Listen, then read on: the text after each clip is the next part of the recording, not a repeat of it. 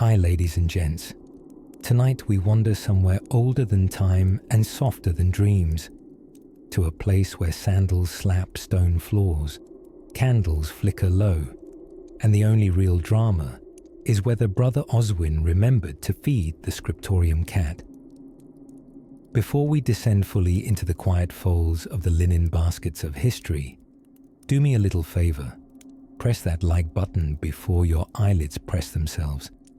It helps us keep the scriptorium cat in smoked herring. Now, close your eyes, unless you're embroidering, in which case, proceed cautiously, and imagine a world not yet humming with electricity or buzzing dryers. A world where laundry was not just a chore, it was a saga, a test of moral fortitude, domestic devotion, and frankly, upper body strength. Our story begins not with soap suds, but with Sundays. In Victorian England, Sunday was the Sabbath, a day of rest, except of course for women planning for laundry day, which was Monday, always Monday. Monday was as fated to cleaning as toast is to landing butter down.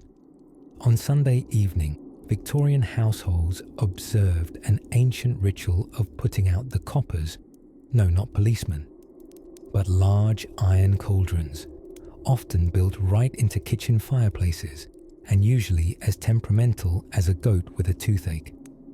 These coppers were filled with water and left overnight, sometimes with a scoop of wood ash or a lye-soaked linen bag steeping gently like murderous tea. Lye, in case you're unfamiliar, is a chemical made from ashes and a pinch of lava. Not really lava, but certainly something that could remove grease, stains, and the first few layers of epidermis if you weren't careful. The real fun began at dawn. The woman of the house, or the maid of all work, who was essentially one weary human broom bundled into an apron, would rise before the sun had quite remembered what it was meant to be doing. With arms like rowing oars and a forehead set firm towards duty, she'd begin the ritual. By 6 o'clock, the household bubbled with industry. Steam coiled from the copper like witch's breath. Starch stood at the ready, quietly plotting its stiff revolt.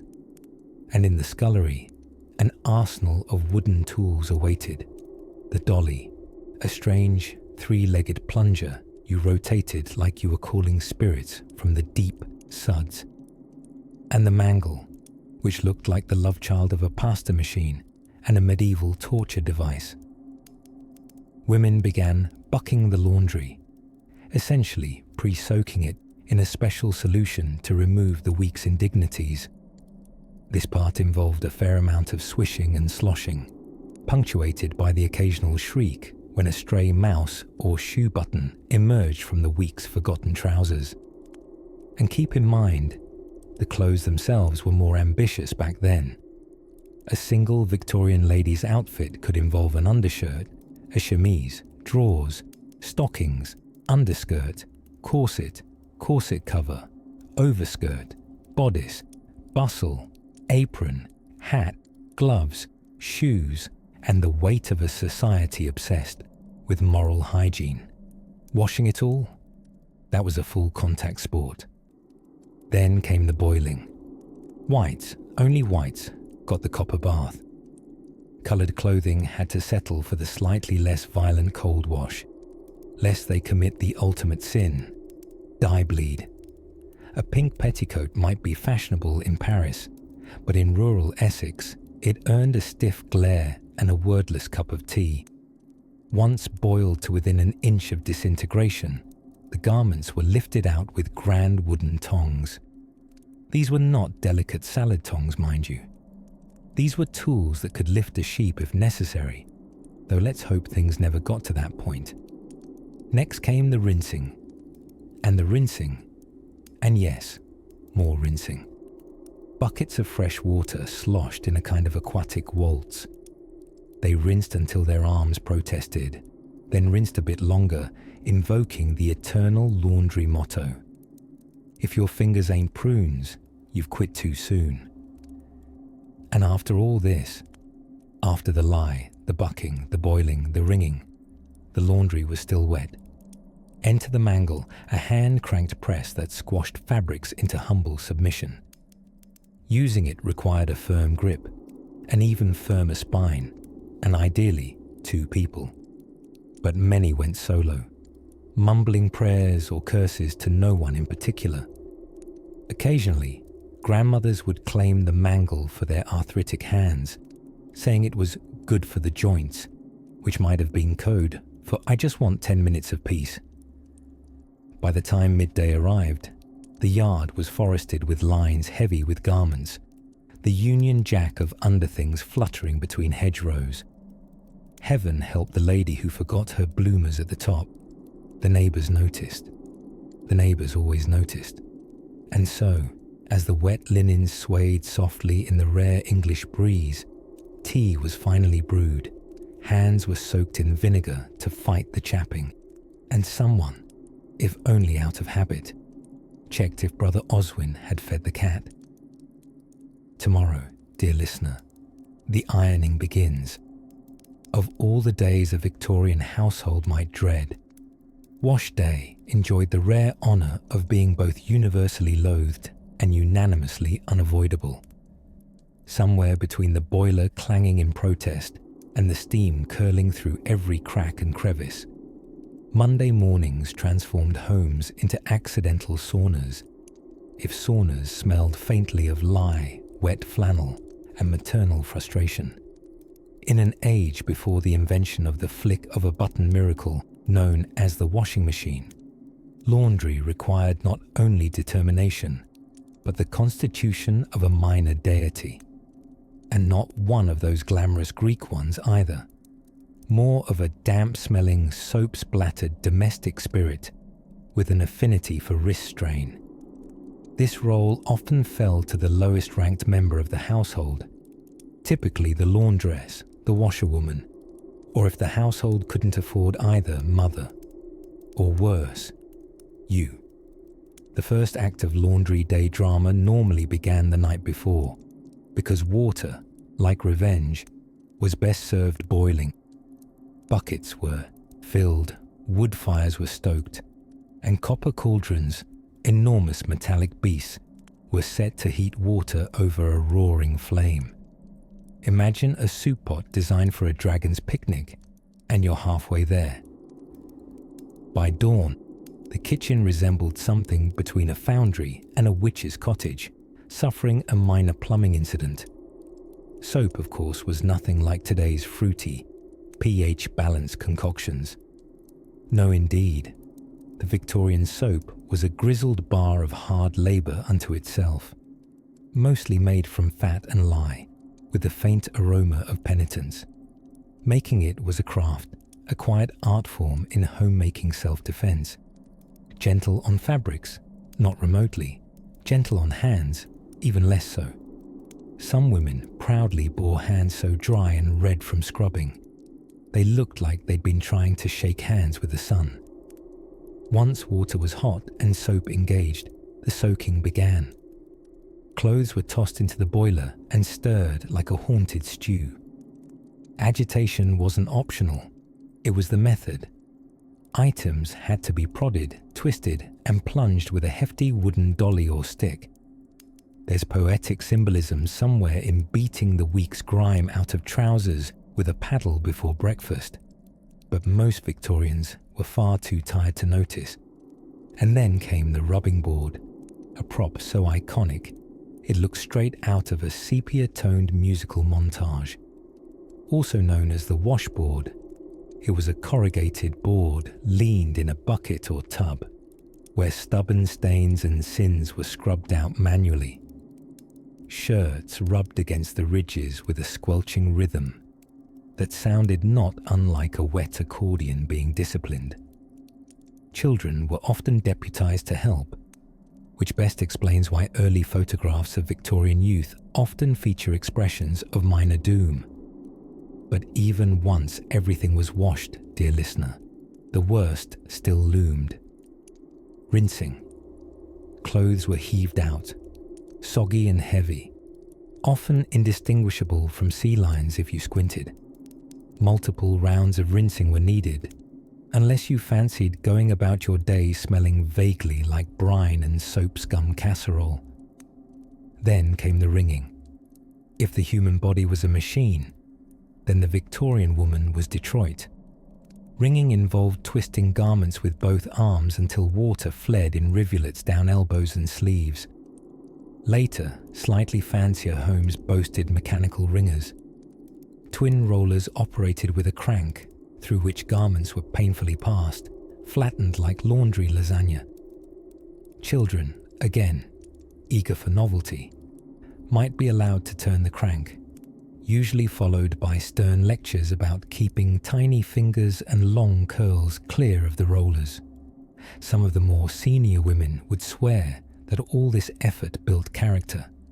Of course, it also built biceps. An experienced laundress could likely wrestle a small bear into a corset and win. And let us not forget the elemental foe of rain. Outdoor lines strung across gardens or alleyways were vulnerable to sudden British drizzle, forcing the family to loop laundry over chairs, hearths, and every doorknob in reach. Entire homes would vanish under flannel tablecloths and sheets impersonating haunted decor. Visitors might enter seeking tea and emerge swaddled in a damp nightshirt by accident. But there's more to laundering than wet clothing and aching arms. After all, where there's soap, there's society. In a moment, we'll peer into the quiet, sudsy politics of who washed for whom, and how laundry, of all things, whispered secrets behind fluttering linens and class lines alike. As you lie back and let your thoughts drift toward gentler times, though, admittedly, times with an astonishing amount of soot, we find ourselves entering the quiet rhythm of a Victorian Monday, the notorious washing day. You might envision a morning sunlight laced with chimney smoke, a far-off church bell chiming above the clatter of iron pots and the anxious mutters of women with damp brows and soap-chapped hands. Because yes, laundry was an ordeal, deserving of its own tragic opera, preferably sung by a chorus of petticoated soprano scrubbers wielding lye-soaked washboards like shields. The first scene of every washing day began not with soap or steam, but with water, gloriously unheated, usually inconveniently distant, and never arriving with anything so modern as pressure. Most homes weren't blessed with a tap or pump in the house itself. Instead, a galvanized bucket, and depending on the gravity of the grime, several buckets worth, would be fetched from an outdoor well or a hand pump in the grimy embrace of a shared courtyard. In a polite phrase, this was how the Victorians did Arm Day.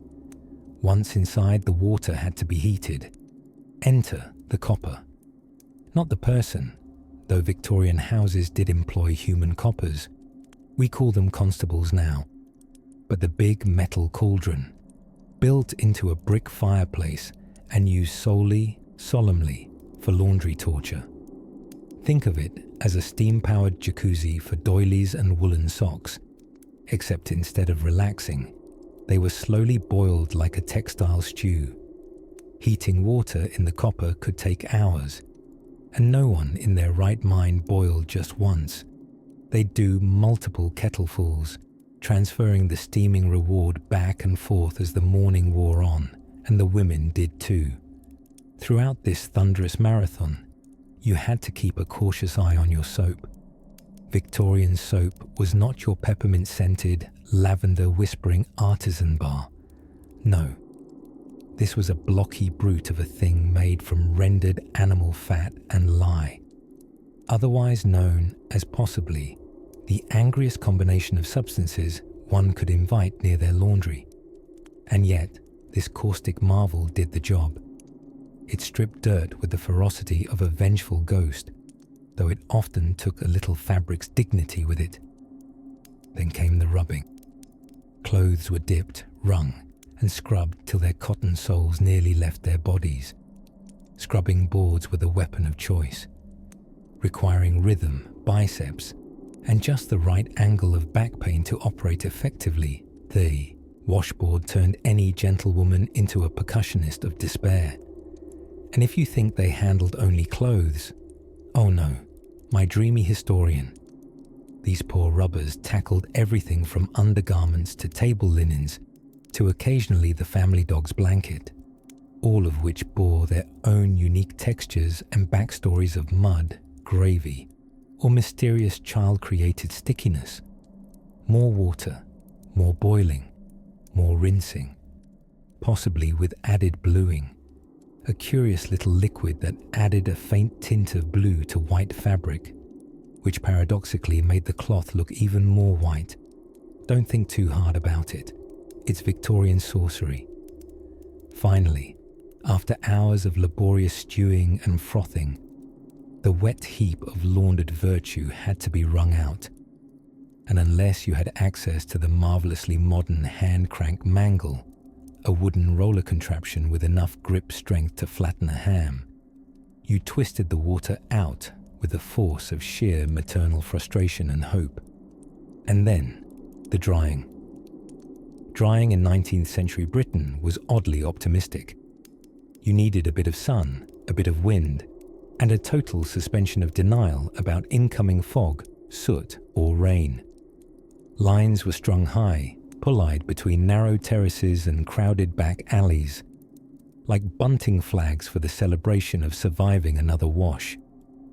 Underpants flapped proudly in shared courtyards, and everyone's bedsheet tried to float its way into someone else's garden.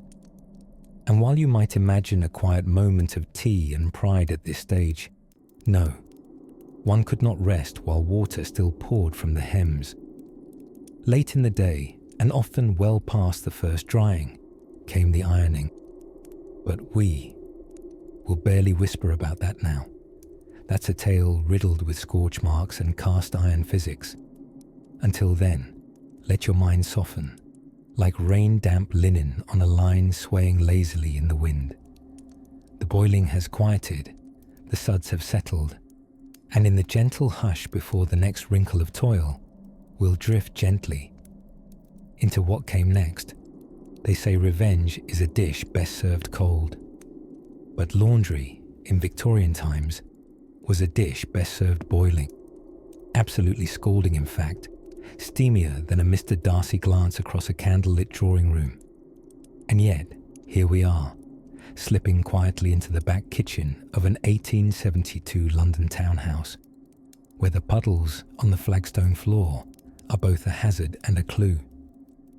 Welcome to Boiling Day. Victorian washing wasn't a one-day event. It was a theatrical production, the laundry opera of the week. And the overture? That began the night before, when water had to be drawn, by hand, and then heated in simmering copper cauldrons that looked like they were salvaged from a medieval potion lab. The family's laundry was usually stored in an oppressive mountain of linen called the weekly wash. We should pause here to acknowledge that this mountain often included sheets that hadn't seen soap since Queen Victoria was a teenager. Linens were judged clean by moral fortitude, not microbial science. If the sheets weren't screaming for mercy, they were probably fine. So early Monday morning, before the roosters even considered stirring their feathery selves, laundresses were up, sleeves rolled and corsets cinched, preparing to coax, pound, boil, and wring civilization back into several dozen pieces of fabric. All this while inhaling a heady brew of coal smoke, wet wool, and whatever ghostly scent last week's underthings chose to preserve. The boiling portion itself was an art. Everything was chucked into the copper, a large metal wash boiler built into a sort of brick altar resembling a very warm wishing well. Soap was added. Not just any soap, mind you. We're talking hard, grated chunks of lye soap so alkaline it could probably dissolve a small misdemeanor. Shirts and petticoats swam languidly in their bubbling punishment, stewing in repentance. Laundry wasn't boiled just to get it clean. It was to convince it that resistance was futile. Boiling lifted dirt, killed lice, erased mysterious dimness, and atoned for unspecified sins, especially on the collars. Of course, the visual was rather otherworldly. Standing over the copper with a long wooden stick, stirring steaming yards of cloth, laundresses looked like witches in aprons, conjuring up hex-free trousers. In a way, they were magic, invisible hands behind every fresh-smelling cravat in the drawing room. But the copper didn't boil itself. Fuel, often coal or coke, had to be tended constantly. Ash had to be scooped out. Flames had to be dared into life in temperamental fireplaces that seemed to smoke more than they cooked. All this while a second, often smaller copper boiled the starch, which thickened clothes and spirits alike. Let's dwell on starch for a dreamy moment. Starch was not merely desirable, it was law.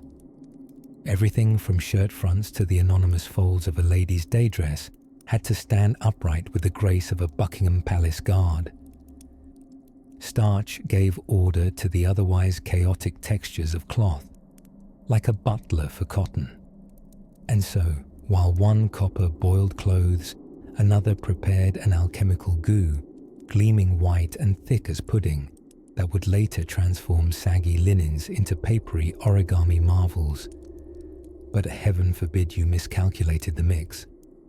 Too soft, and your collars flopped like exhausted lilies. Too stiff, and merely turning your head could give you a paper cut. Boiling took hours. An orchestration of temperature, elbow grease, and an unwavering ability to not faint from the heat. By mid-morning, the laundry room would be a sauna of ambition. The air hung so thick you could almost slice it into cubes and serve it with weak tea. Children, if they were lurking about, were often enlisted to churn the wash by hand. Victorian childhood famously included coal carrying, chimney clearing, and now laundry poking with a wooden dolly stick. Small contributions to the cause of bodily decency. And of course, not all homes had the luxury of built-in coppers. Working-class women might queue at the local wash house, a cross between a spa, a gym, and a battlefield, where space was fought for and scalded fingers were just part of the price of cleanliness. Eventually, the boiling ended, though not with a fanfare. There was still the wringing, the rinsing, the drying, tasks so mighty that they deserve a dreamy chapter of their own. For now, picture the still shining copper empty and steaming, like a dragon just fed. The laundry room quiets, except for a slow drip and the distant whistle of a kettle. Somewhere, a pair of corsets lies clean, triumphant, mildly shrunk perhaps, but victorious. And as the steam curls upward into the beams of the dim scullery, we drift too, into what comes next, as water gives way to the winding creak of the mangle wheel. On a misty Monday morning in Victorian England, just as the first ray of sunlight nudged its way through coal-smudged windows, the neighbourhood could already detect the gentle waft of boiling lye and begrudging resignation. It was laundry day, that sacred and swampy occasion when the respectable housewife transformed into a steam-bathed chemist, hydraulic engineer, and high-stakes cartographer of coffee stains, all before tea time. Of course, the clear star of the show wasn't the lye, nor the soap, nor even the stiff-bristled brushes with suspiciously few remaining bristles. It was the great cast-iron cauldron in the scullery, lovingly named the copper, though often not made of copper. This bubbling metal basin was less witch's brew and more simmering stew of flannels, woolens, and existential despair. Here you would find the heartbeat of laundry day. Water boiled nearly to rebellion, thick slabs of soap shaved like cheddar into the roiling bath, and shirts dipped in with as much delicacy as could be mustered at 6 a.m. after milking the cow, stoking the coal fire, and telling 6 children to stop stepping on the cat. Victorian washing soap, by the way, was essentially a homemade cocktail of rendered animal fat and washing soda, a kind of gritty lard loaf that got the job done by sheer chemical intimidation. It wasn't polite, and it didn't smell like lavender meadows. No, it smelled like Victorian consequences. Once clothes had steeped in the copper like reluctant vegetables in a stew, the next charming step was the mangle. Ah, the mangle. A device that looked suspiciously like a medieval torture instrument, and for good reason. Built with 2 enormous wooden rollers operated by a spine-defying hand crank, the mangle existed to squeeze every drop of dignity and moisture out of your freshly scalded bloomers. Running a week's worth of laundry through the mangle was a task that required both tenacity and triceps. Occasionally, a stubborn sheet would wrap itself around the roller like a ghost attempting escape. The more poetic Victorian ladies claimed the mangle was possessed. Others simply vowed revenge with a claw hammer given half a chance. Now, we mustn't forget the washboard. A ribbed metal sheet over which laundry was rubbed like regret from a conscience. While effective, the washboard was notoriously harsh, particularly on eager young maids who'd yet to figure out that scrubbing too enthusiastically tended to convert cuffs into lace. And while we're on the subject of the hired help, the true heroines of laundry day, more often than not, were domestic servants, or washerwomen, who paraded round the back alleys with arms like dock workers and soles forged in boiling starch. These women could carry a wet petticoat in each hand, balance a copper basin on their head, and criticize your folding technique in one breath. It's worth noting that laundry itself was not a weekly affair for everyone. Wealth dictated hygiene. The upper crust sent their linens out to be pampered by professionals, sunnily indifferent to the lower classes who scrubbed stains from trousers that only came off on Sundays. Country folk, with ironclad practicality, simply wore aprons over everything and called it protection or fashion, depending on how optimistic they were feeling. Naturally, drying clothes required a whole subplot of technology and terrifying weather decisions.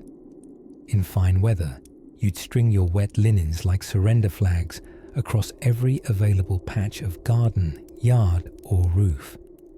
Indoors, though, one might air them in front of the fire. This led to the classic Victorian scent of freshly laundered, re-wet wool with a whisper of coal smoke. Some households even employed pulley-driven drying racks installed on the kitchen ceiling. A jubilant invention, until the day someone forgot a pot of boiled beef underneath, and everything came out smelling faintly of soup. By late afternoon, the entire home would be heavy with humidity, effort, and a vague despair that said, "Only 6 more days until we do this again." Yet even so, the freshly laundered napkins were folded sharply, the shirts were pressed flatter than late Empire silhouette drawing paper, and the socks, the few remaining unmatched ones, were returned with solemn ceremony to the drawer. As twilight painted the smog-tinted sky in hues of soot and lilac, laundry day would wind down. The copper was emptied, the mangle quiet, and the house once again filled with the contented silence of a job done, and the aching backs to prove it. And as whiskers twitched from their place beside the hearth, and a distant clock consented to strike 6, another small but mighty part of the laundry ritual would begin. Starching. But that, dear listener, is a tale best ironed out slowly, and perhaps just after a soft sigh and deeper breath, in due time. Inside the dim morning lull of a Victorian household, there came a peculiar stretch of silence, the kind just before a riot. A riot of soapsuds, of course, because today was starch day. After washing, wringing, boiling, and rinsing the clothes to apparent exhaustion, all in the name of cleanliness, the Victorians were not yet finished. Far from it. Clothes still had to be stiffened to an unforgiving crisp, to stand not only on their own, but at attention, as though awaiting review by Queen Victoria herself. And so, we enter the starchy undercurrent of 19th century laundry, the sacred rite of pressing your linens until they could slice a scone. Now, in modern terms, we consider ironing a mild inconvenience, somewhere between waiting for tea to steep and remembering passwords. But in the Victorian era, ironing was a Herculean operation conducted with tools that look remarkably like medieval weaponry crossed with baking equipment. At centre stage, the flat iron, a solid hunk of cast iron heated directly on a coal-fired stove, as if prepped for battle in the forges of Mordor. This brutish device could weigh up to 15 pounds. That's right, Victorians didn't skip arm day, not when they had linen napkins to flatten. Before one could even think about gliding such a beast across a petticoat, there was the question of starch. All hail starch, the unsung hero of Victorian fashion, lending garments a divine stiffness and rendering collars sharp enough to catch a Protestant conscience. Starch was prepared like an alchemist's brew. Water mixed with finely ground wheat or rice flour, occasionally enhanced with borax. The result was a silky white liquid with all the culinary appeal of lukewarm papier-mâché. It was spooned or sponged onto cuffs, chemises, and children's sailor suits, with the kind of reverence others reserved for baptisms. Once starched, garments were hung up to dry slightly, but not completely. For optimal results, one had to iron them while they were still damp, almost as though the clothes were being coaxed into obedience rather than forced. Now, operating an iron in Victorian times wasn't just domestic labour, it was choreography. Most homes had at least 2 flat irons, if not a full backup brigade, because once an iron cooled, it had to be swiftly replaced with a fresh one. A trained laundress could rotate these heated anvils with the finesse of a magician swapping hidden cards, keeping track of which iron was searing hot and which was merely murderously warm, required more concentration than most Victorian charity sermons.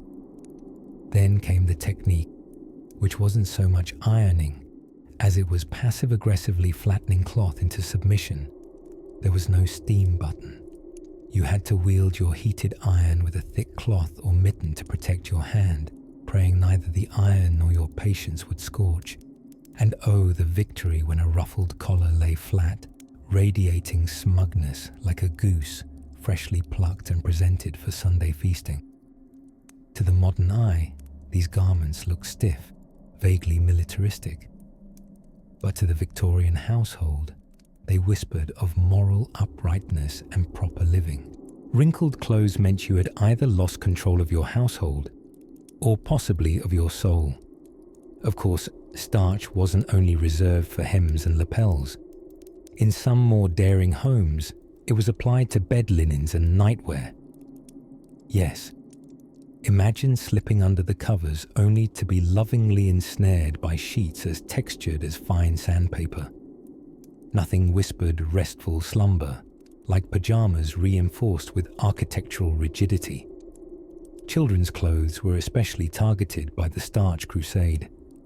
Young boys and girls trotted into their day dressed like fragile mannequins, warned not to wrinkle their attire or risk inciting the wrath of the laundry mistress, whose patience was often as delicate as the linen lace she'd spent hours pressing. It's worth noting that ironing, in all its toasty, arm-aching terror, wasn't just about appearances. it helped kill lice.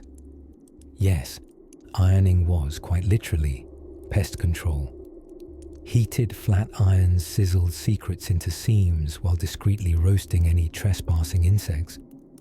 One could say it was the ironing equivalent of passing judgment, firm, final, and slightly charred at the edges. And after hours of this dance, of heating and pressing and reshaping the textile landscape, there existed the fleeting pleasure of folding garments into drawers, only to repeat the whole process the next week, because after all, virtue might be its own reward, but it also apparently came heavily starched.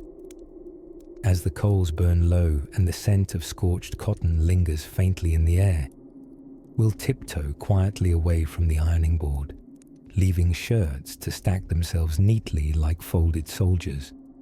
For ahead lies a subject just as frothy, and perhaps slightly more perfumed, somewhere between the echo of chimney sweeps in the morning and the low hum of tea kettles preparing for their third boil of the day. The Victorian household stumbled into what was perhaps the least glamorous and somehow most chaotic event of the week: laundry day.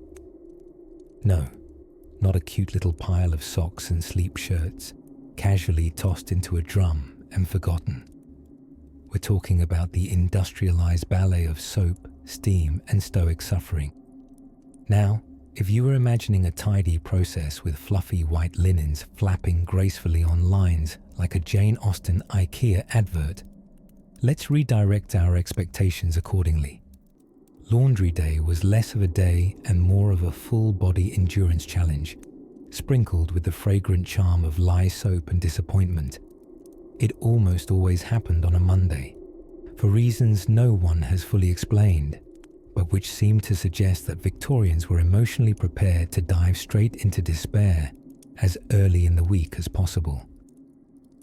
Let us transport ourselves into an ordinary middle-class home, just as the sun peeks through soot-speckled windows, casting golden white stripes across a kitchen floor currently occupied by 4 copper basins, a mangled mangle, and a moderately confused housemaid trying to remember if that bodice came from the nursery or the drawing room.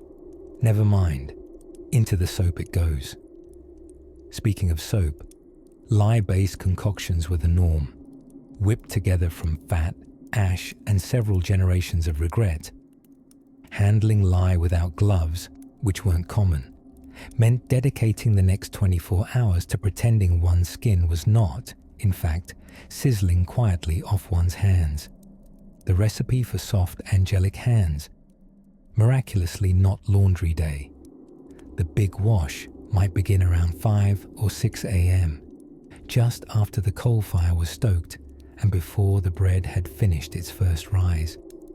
Clothes were sorted by colour, delicacy, and emotional resilience, which is to say, if the garment was silk or lace or suspected of once being anything nice, it was usually passed over with the same respect one might give a sleeping cat. Better to leave it be than unleash what havoc might follow. Everything else was plunged into boiling water. Boiling, not hot. Boiling.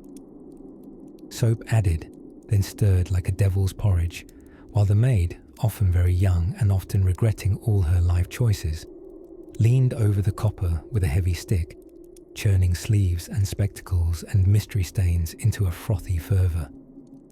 And there was no washing machine, dear listener, no gentle cycle, no soothing beep indicating the chore was done while you scrolled peacefully through cat pictures. No, clothes were scrubbed, by hand, against a ribbed washboard that resembled a cheese grater for giants.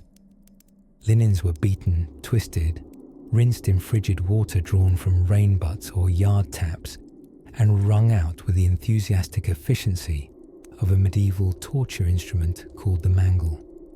The mangle, incidentally, could crush fingers, ruin buttons, and inspire poetry.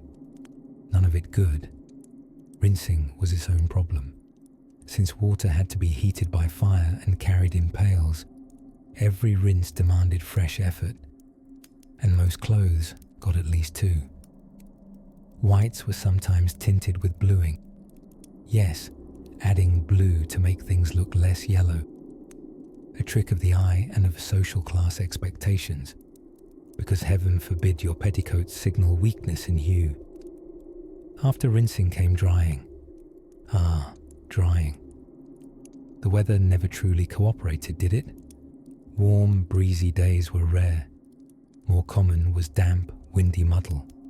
Sheets were hung on clotheslines out in the small back courtyard, flapping like impatient sails. But if the weather turned sour, drying had to happen indoors, on ropes strung across the kitchen ceiling, or rails known as creels, suspended suspiciously close to where stew might be bubbling. Yes, your nightdress might smell faintly of beef. But was it dry? Arguably. And because iron never rests, next came the pressing of pleats and smoothing of seams. Irons were heated on the stove, timed by touch, and if you waited too long, your collar started to smoulder. Too soon, and you left behind a damp sadness. There was absolutely an art to the whole operation, an art performed mostly by women who had other places they'd rather be, but nowhere they were allowed to go. By the time evening settled in, and the sun dipped behind chimney pots, the household sat amid a forest of drying garments, blistered fingers, and 1 or 2 pairs of socks gone eternally missing, probably taken by the ether or a passing cat who'd had enough. As you drift a little deeper now into the folds of your own blankets, think of those brave souls who face boiling basins before breakfast. The soft hum of today's machines may be dull, but in their gentle rhythm lies a lullaby of progress, a far cry from steam, soap and sore wrists. And tomorrow, as the creak of the mangles fades into the fog of memory, we'll take a stroll down the cobblestones to investigate the curious role laundry played in courtship. Yes, really. Believe it or not, laundry had a romantic side. On the 3rd day of washing week, which already feels like the 5th day of full-blown combat, we turn our attentions to something deceptively quaint. The mangle. Now, I know what you're thinking. Mangle sounds ominously close to mangling, which is the sort of verb you'd rather not involve in your laundry routine. But do not be alarmed. In the hands of a practiced Victorian laundress, the mangle wasn't a torture device, though it may have been for one's knuckles and patience. Officially, it was a device meant to press water out of wet clothes between 2 heavy rollers. Unofficially, it was a large, creaky contraption that sounded like it might open a portal to another realm, perhaps one filled with ever-damp petticoats. Mangles came in different designs, but the core concept was always 2 great rollers stacked, one atop the other, turned with a handle the size of a wagon wheel.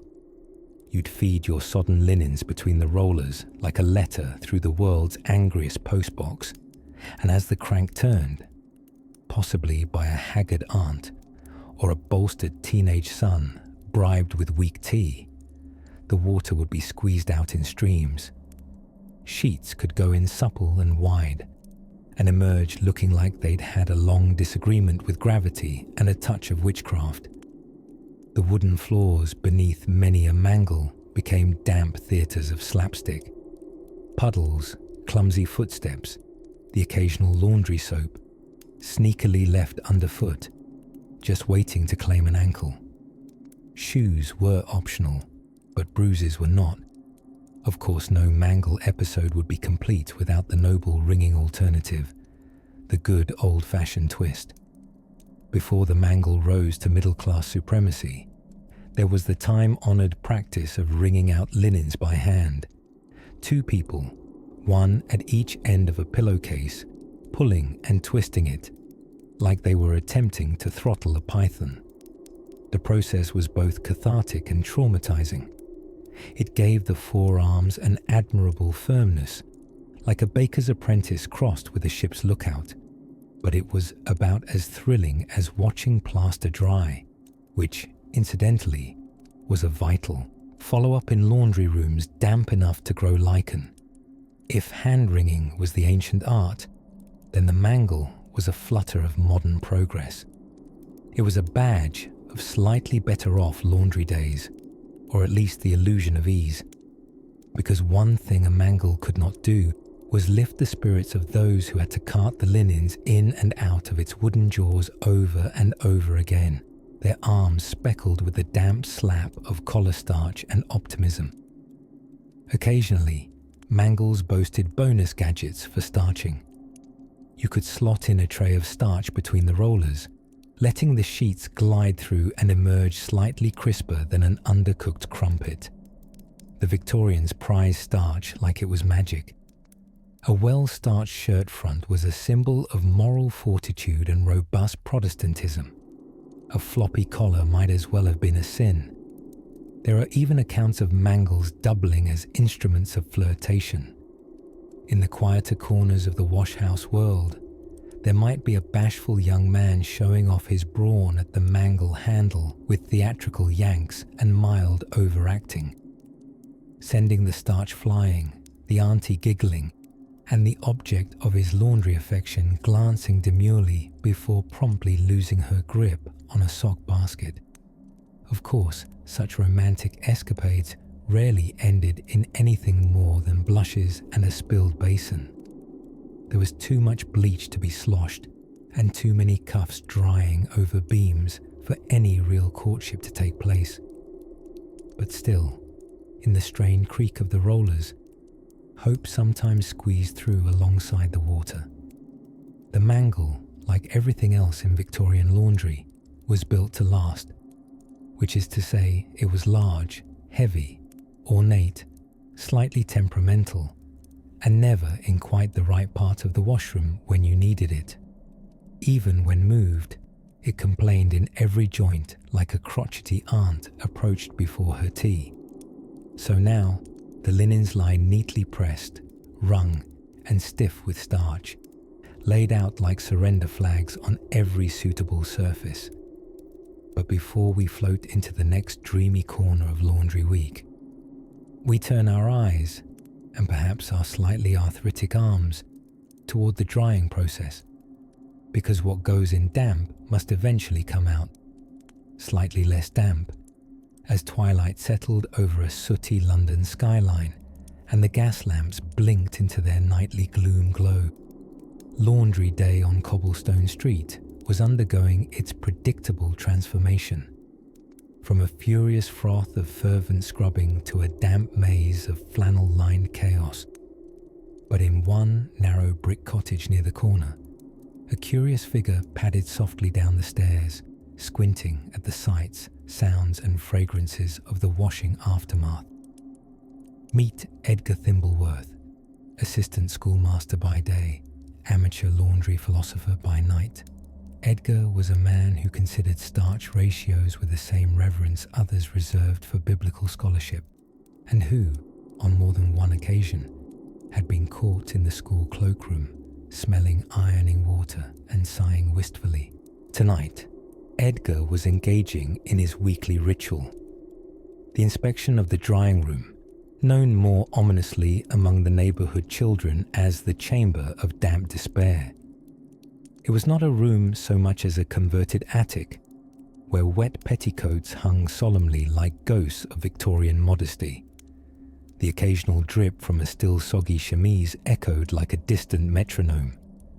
Now, in case you're picturing a cozy domestic dryer room with scents of lavender and the soft hum of appliances, allow me to gently redirect you. Victorian drying technology ran mostly on hope, prayer, and the kind of draft that gave chimney sweeps recurring bronchitis. One could set clothes by the fire, of course, if one wanted to risk both scorching and a ferocious lecture from any alert matron nearby. Alternatively, a line strung across the foot of one's bed promised the charming possibility of waking up with a knicker in one's face. In Edgar's home, the solution was the attic's crossbeam and pulley system, a contraption designed by someone either very clever or very committed to domestic sabotage. Wet trousers clipped to iron hooks would be hoisted to the ceiling and rotate slowly with the swivel of a rope wheel, like a fabulous, sodden chandelier. It was majestic. It was damp. It creaked ominously in the night like a ghost shuffling in petticoats. Edgar tightened his dressing gown, stepped over a fallen flannel cuff, and peered up at the array. "Ah," he whispered, gazing at a surprisingly well-wrung pair of stockings. The Queen's Own would envy such even drying. These moments soothed him. The silence, the subtle scent of pear soap and coal smoke, the knowledge that gravity, patience, and mechanical pulleys were slowly transforming human filth into presentable cotton. Of course, drying clothes in winter presented unique challenges. The British winter was not a generous season. It had roughly the same warmth and social grace as a passive-aggressive letter from your local parson. If the rain took a particularly whimsical turn, laundry might spend 3 days hung stiff like linens at a Viking funeral, only to require re-washing due to mildew's quiet uprising. This meant indoor drying became essential and smelly. Conservatively, any given room could ferment the odours of wet wool, mothballs, and the ancient sins clinging to collars once worn in theatres, churches, and occasionally the fish market. There were drying cabinets for the wealthy, of course. Wooden boxes warmed by copper pipes, designed to toast clothing gently, like a well-behaved oven for frocks. But here in Edgar's modest world, there existed only the perpetual gamble of proximity. Hang things too close to the fire and risk immolation. Hang them too far and grow mushrooms in your sleeve. He made his way over to the window, looking out at the adjoining terrace. Mrs. Grintle, 3 doors down, had optimistically pegged her bloomers to an outdoor line that now sagged under the weight of drizzle and crushed dreams. Her cat, Oswin, sat below the line with the expression of a creature who knew this cycle well. Somewhere beyond the chimney tops and the flickering soot sky, time ticked on. Laundry, on the other hand, did not quickly anyway. And perhaps that was the secret at the sudsy heart of it all. While the rest of life belched along with clattering carriages and coal fires roaring their protest into the fog, laundry took its leisurely path. You could not rush a shirt dry, nor could you scold a stiff stocking into softness. There was dignity in the wait. Edgar gave the rotating trouser chandelier one final approving nod. "Steady on, lads," he whispered, as though addressing brave soldiers at sea. "Almost there." And with that, he turned back toward the stairs, slippered feet padding softly over the creaking boards, descending once more into the firelit hush of the parlour, where a pot of barley tea waited patiently beside a flickering candle. Tomorrow, the ironing. But that is a tale with very hot opinions.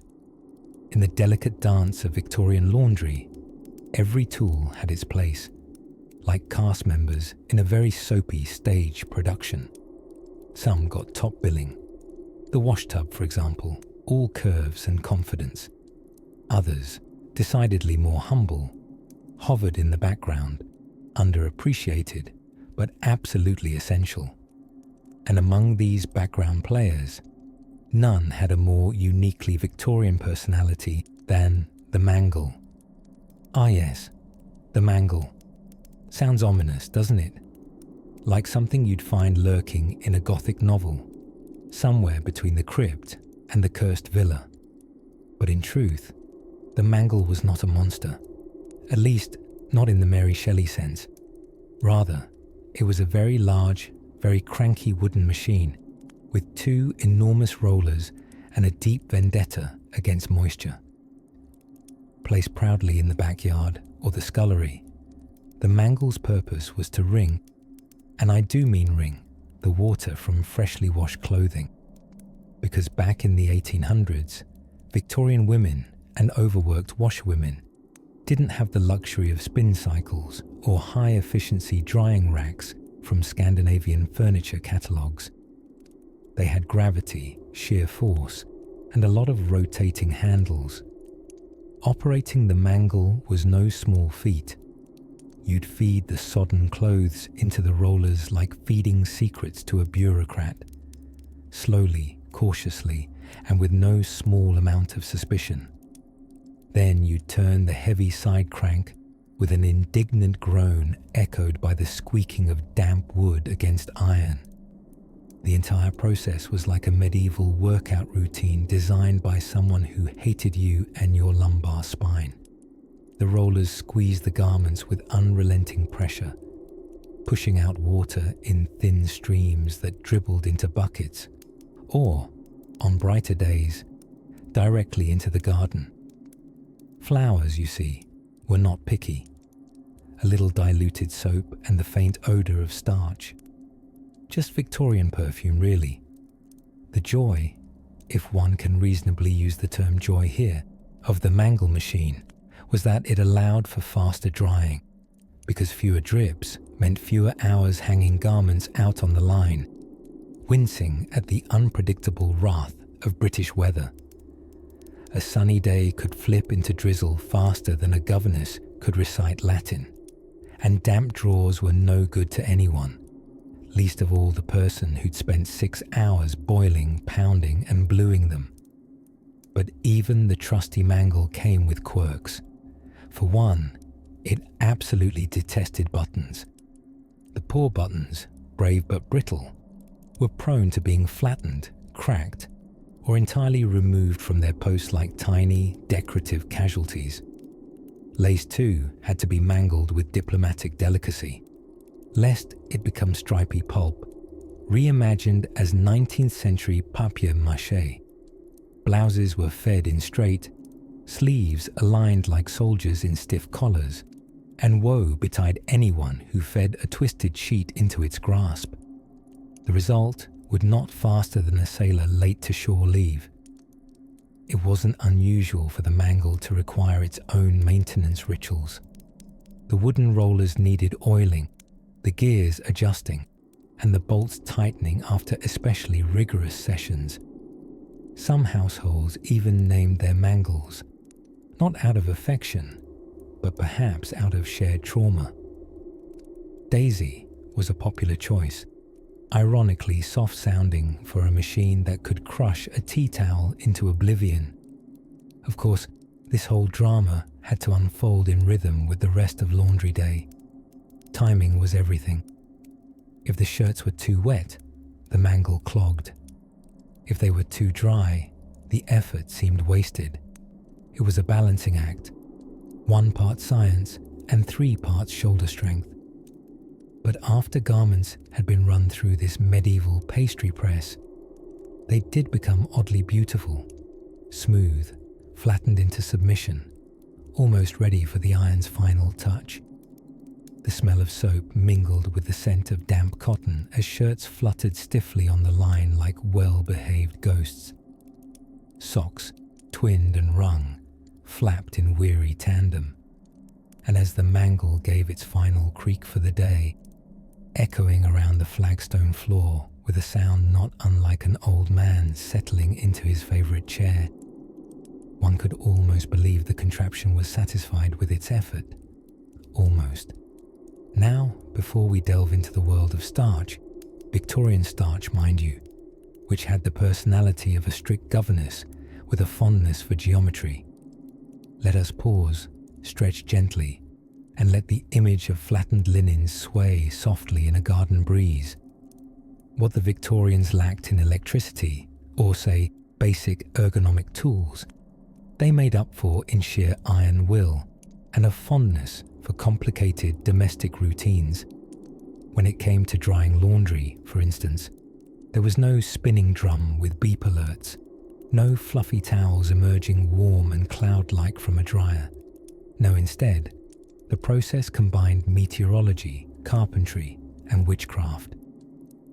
Let's step into the quiet garden behind a modest Victorian home, sometime in the early 1870s, where the washing's been done, the soap scum has been banished, and the air smells like soaked linen and fading carbolic. The tub has been drained, and your arms feel like you've just wrangled a bear. Now it's time to dry everything. You may think this is the easy part. That's adorable. Drying laundry in the Victorian era was like playing a game of chickens with the British climate, a formidable foe. Sunshine was as skittish and unpredictable as a squirrel at a tea party. If you dared to rely on the open sky, then you, my friend, lived a bold and foolhardy life. But many housewives and laundresses had no choice. The most common outdoor technology employed was the humble washing line, sometimes crudely stretched between trees, posts, or, for the stylish set, a purpose-built clothes pole. It was strung with a level of care usually reserved for violin strings. An improperly tensioned line could lead to sagging middles, or worse, a catastrophic snapping episode that deposited your freshly laundered knickers into a neighbour's goose pen. A peculiar detail noted in diaries from the time. Housemaids were often instructed to peg the underthings in the middle of the line, hidden by more socially acceptable laundry items like towels and nightgowns on the outside. It was as if breeches had reputations to uphold. But of course, Britain being Britain, much of the year was either rainy, murky, or dramatically humid. The kind of moist that gave clothes a damp, sulky attitude for days. For this reason, indoor drying was frequently employed, transforming drawing rooms and kitchens into dense forests of flapping flannel. There was the clothes horse, a charmingly rustic wooden rack with multiple arms and rungs, ready to be carried from room to room like a loyal mule. Then there was the ceiling-mounted Era, or the Sheila Maid, as it came to be known later on, a ferocious contraption that looked like a medieval torture device rigged to pulleys, wherein heavy, wet garments could be hoisted high into the warmer ceiling air, presumably out of reach of browsing pets or curious toddlers. But let us not forget the fire. Oh, the grand, soot-filmed hearth that doubled as both cooking pit and heating system. Clothes were often draped over chairs placed next to the fire, or hung from strings suspended across the room, turning the Victorian parlour into an unintentional performance art installation. Woman with socks and steam, number 3. Of course, with fire came risk. Woolen garments, if placed a touch too near the flame, could warp or even ignite. A real concern, especially when your best shawl tried to become an impromptu torch. Many a corset met a dramatic end through this very miscalculation. One could almost imagine a stern matron smacking the flames out of a pair of bloomers while sighing, "Not again." Now, it's important to note that drying times could be hilariously long. Without modern centrifuge action, most laundry emerged from the final rinse with what could only be described as a discouraging squelch. This meant garments might hang for a full day or more, slowly surrendering their dampness to the indifferent English air. And then, because the universe has a sense of humour, the moment things were almost dry, a sudden drizzle might appear, rehydrating everything like gifted soup. There were recorded instances of entire washloads being rewashed, simply because of rogue dirt kicked up by passing cartwheels or soot descending en masse from a local chimney. The solution? For the truly fastidious, there was always the deployable laundry tent. Yes, that's right. A tent. Essentially a fabric fortress erected in the garden, like an encampment of the domestic army. Inside, laundry could dry while shielded from soot, pigeons, and judgmental glances. So while we may chuckle at the charming visuals of bloomers swinging in the smoky twilight air, we must whisper our respect for those who battle the elements armed with little more than wood, rope, and a bone-deep understanding of what almost dry really meant. And as the final mist of the afternoon curls against the glass, let's shuffle a little closer to the fire and turn our gaze to another quiet hero of laundry day, the iron, that lovely, heavy beast. What it lacked in subtlety, it more than made up for in stubborn heat. By mid-morning on a Victorian laundry day, the housemaids had fully transitioned from hopeful optimism to soap-splattered resignation. The mangle had been squeaking without mercy for a full hour, its relentless wooden rollers reminding everyone that this was no ordinary day. This was wash day, and it had declared war on the knuckles of Britain. Now, let us wander into the steaming heart of this domestic battlefield, the wash house, or, as it might more accurately be known, the laundry inferno. Most Victorian homes big enough to have servants had a dedicated outbuilding where the clothes, linens, and unlucky garments of all varieties were taken to be subjected to bubbling, boiling, twisting, wringing, beating, and finally, if they survived, hanging. Here, the most significant character of the day took center stage, the copper. Not a coin, not an officer, but a large cauldron of sorts, built into a brick surround with a fire lit underneath. It was essentially a hot tub for clothes, except absolutely nobody was remotely relaxed. Water would be hoisted into this metallic monster one bucket at a time, from the cold tap or, more commonly, pumped up from the kitchen well, while tenacious maids stirred the clothes with long wooden bats, like witches elbow deep in socks and repentance. The copper would simmer with a mixture of water, soap shavings, and sometimes soda crystals, a historic substance that sounded mysterious, but was mostly just sodium carbonate, gifted with the magical ability to blister skin at a light touch. Soap itself, in this age, wasn't brought down from the heavens in fragrant bottles of lavender and promises. Before the advent of mass-produced bars from companies like Piers and Sunlight, laundry soap was often handmade from animal fat and lye. It smelled precisely as romantic as it sounds, like regret, raw tallow, and Victorian resolve. When it got in your eyes, there was contemplation, silent weeping, and, if time allowed, a brief spiral into existential crisis. While garments bobbed in the copper cauldron, the air filled with thick steam, a warm, suffocating fog that smelt faintly of scorched flannel and moral superiority. The head maid, if she was charitable, might open a window. If she was practical, she left it shut and hoped the household would learn to appreciate the sudden sauna. Once the boiling session concluded, the clothes would be heaved, still gloriously hot and heavier than betrayal itself, into a wooden tub for rinsing. Here, several rounds of fresh water were required to coax out the remnants of the soap, which, being rather lie-happy, could continue to assault one's undergarments long after wash day had ended.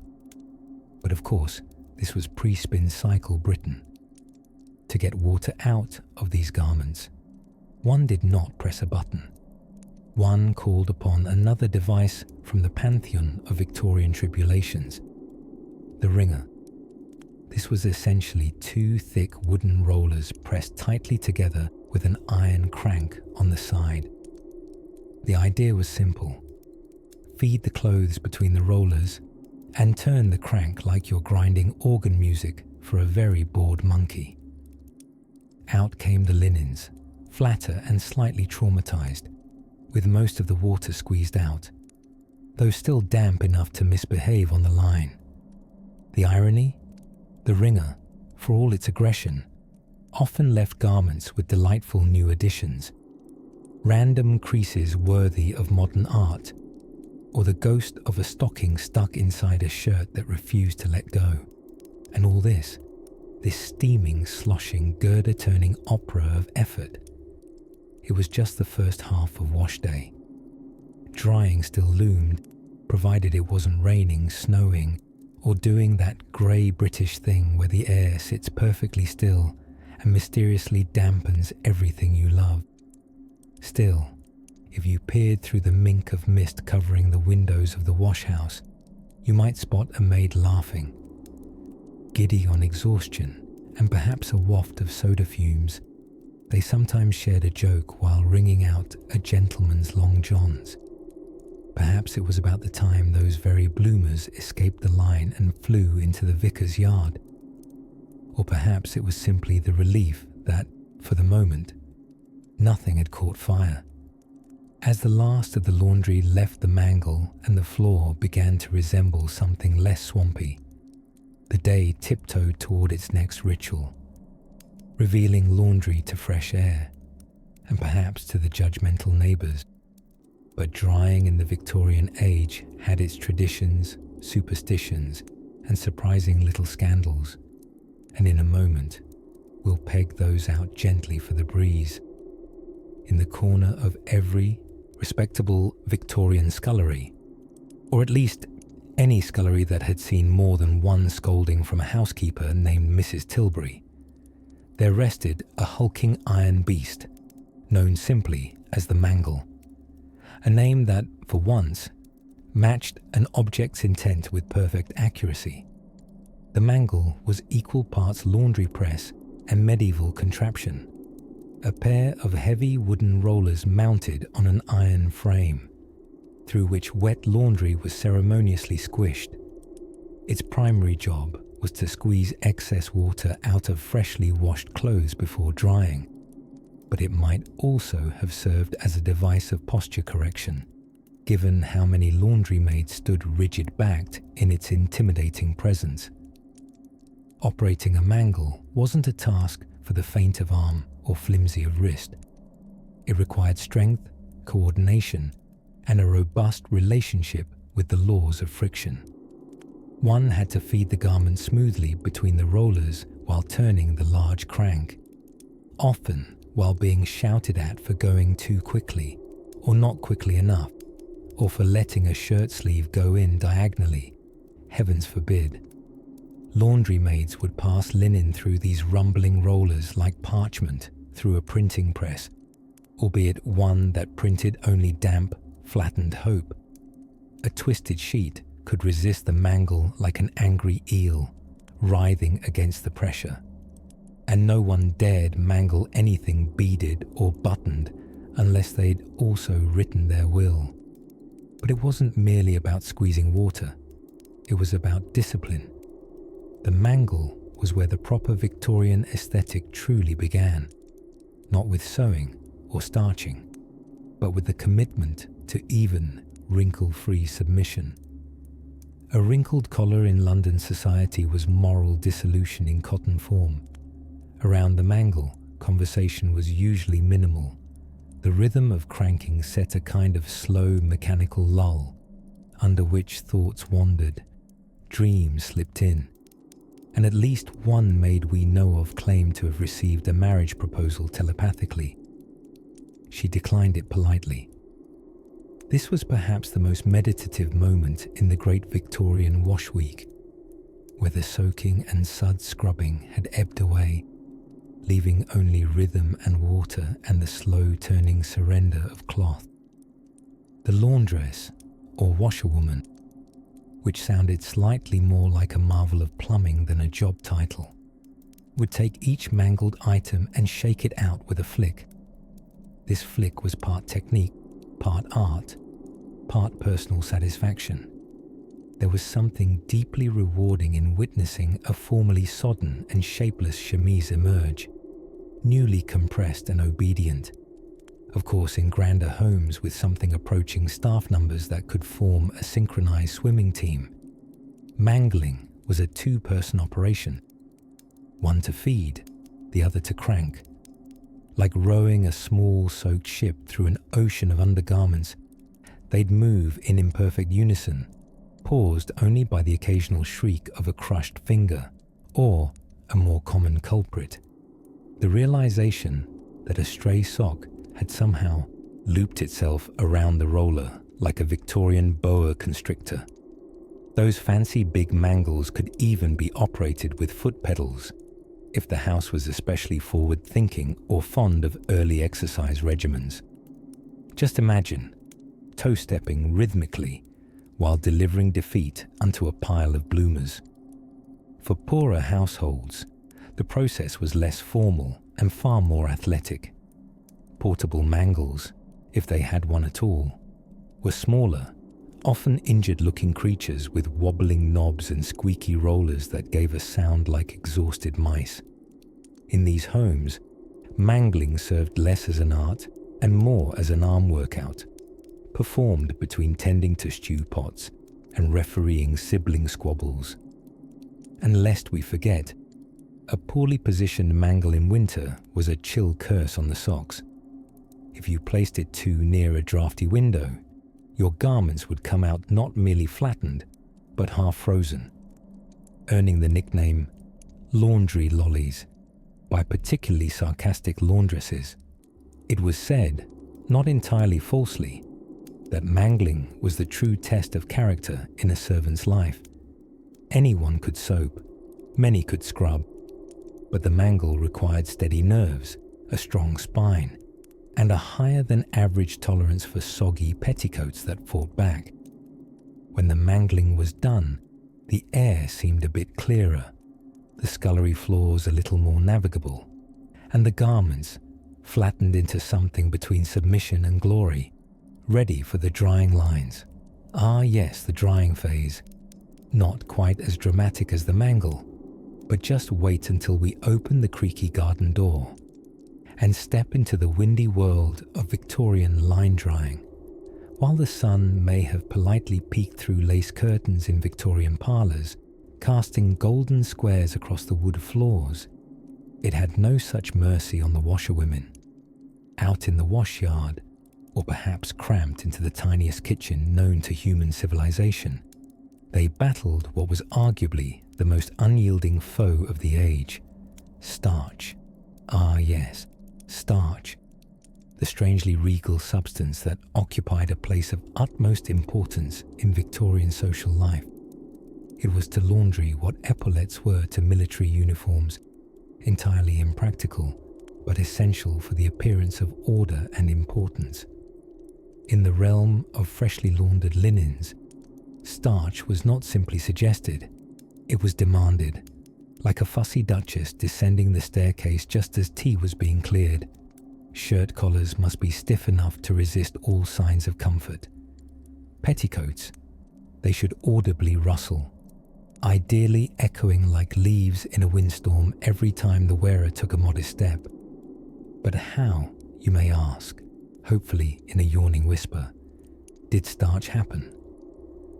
The process began innocuously enough, with powdered starch, often made from wheat or rice, mixed painstakingly into cold water and then brought to a fussing boil. It was a culinary operation with none of the pleasure, no aromas, no seasoning, and nary a sweet pastry in sight. In fact, one had to take great care not to turn the mixture into either wallpaper paste or some sort of thick Victorian gruel that might accidentally seduce a passing Dickensian orphan.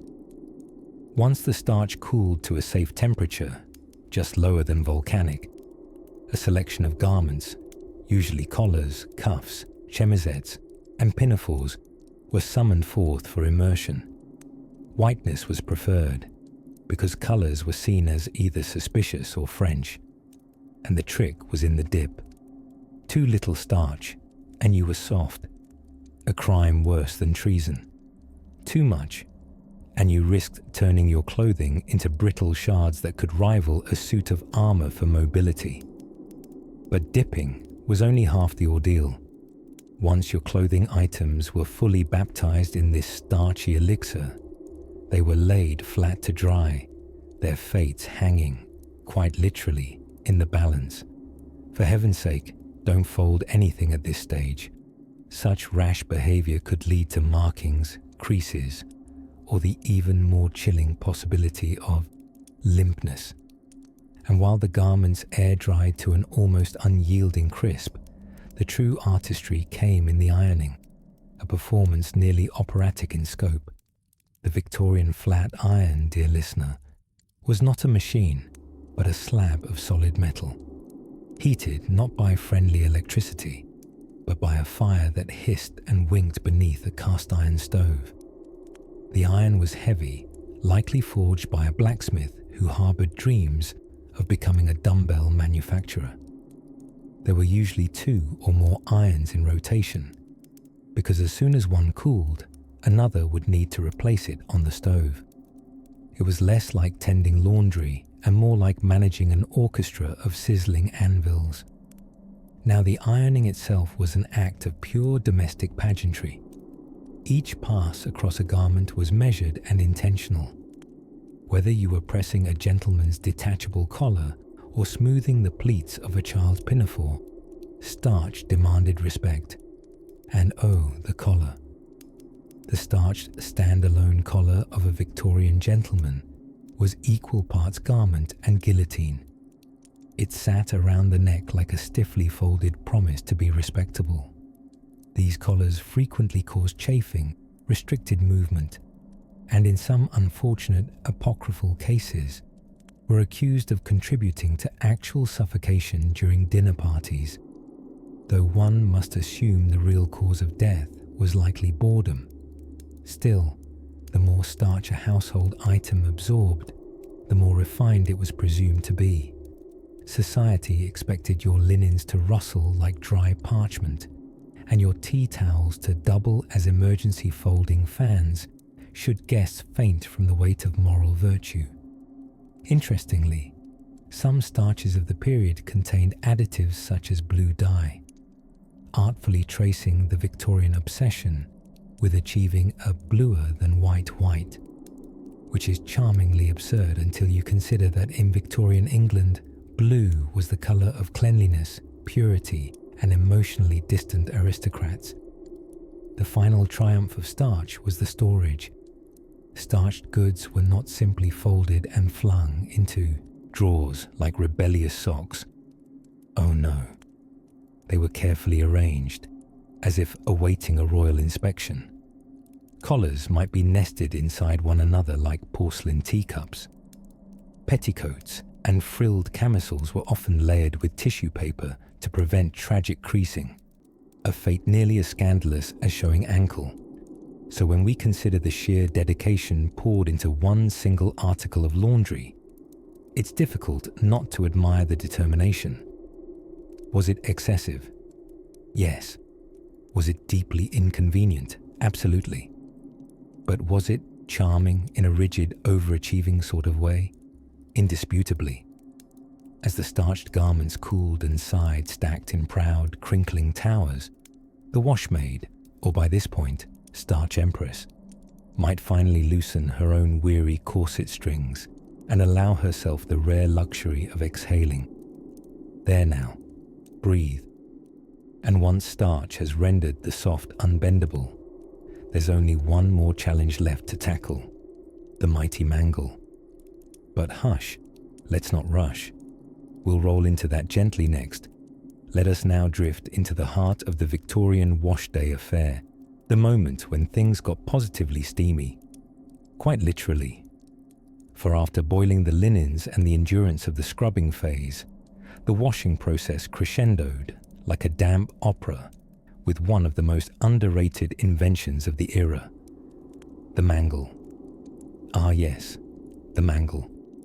A name that evokes either aggressive dental work or a collapsing bookshelf.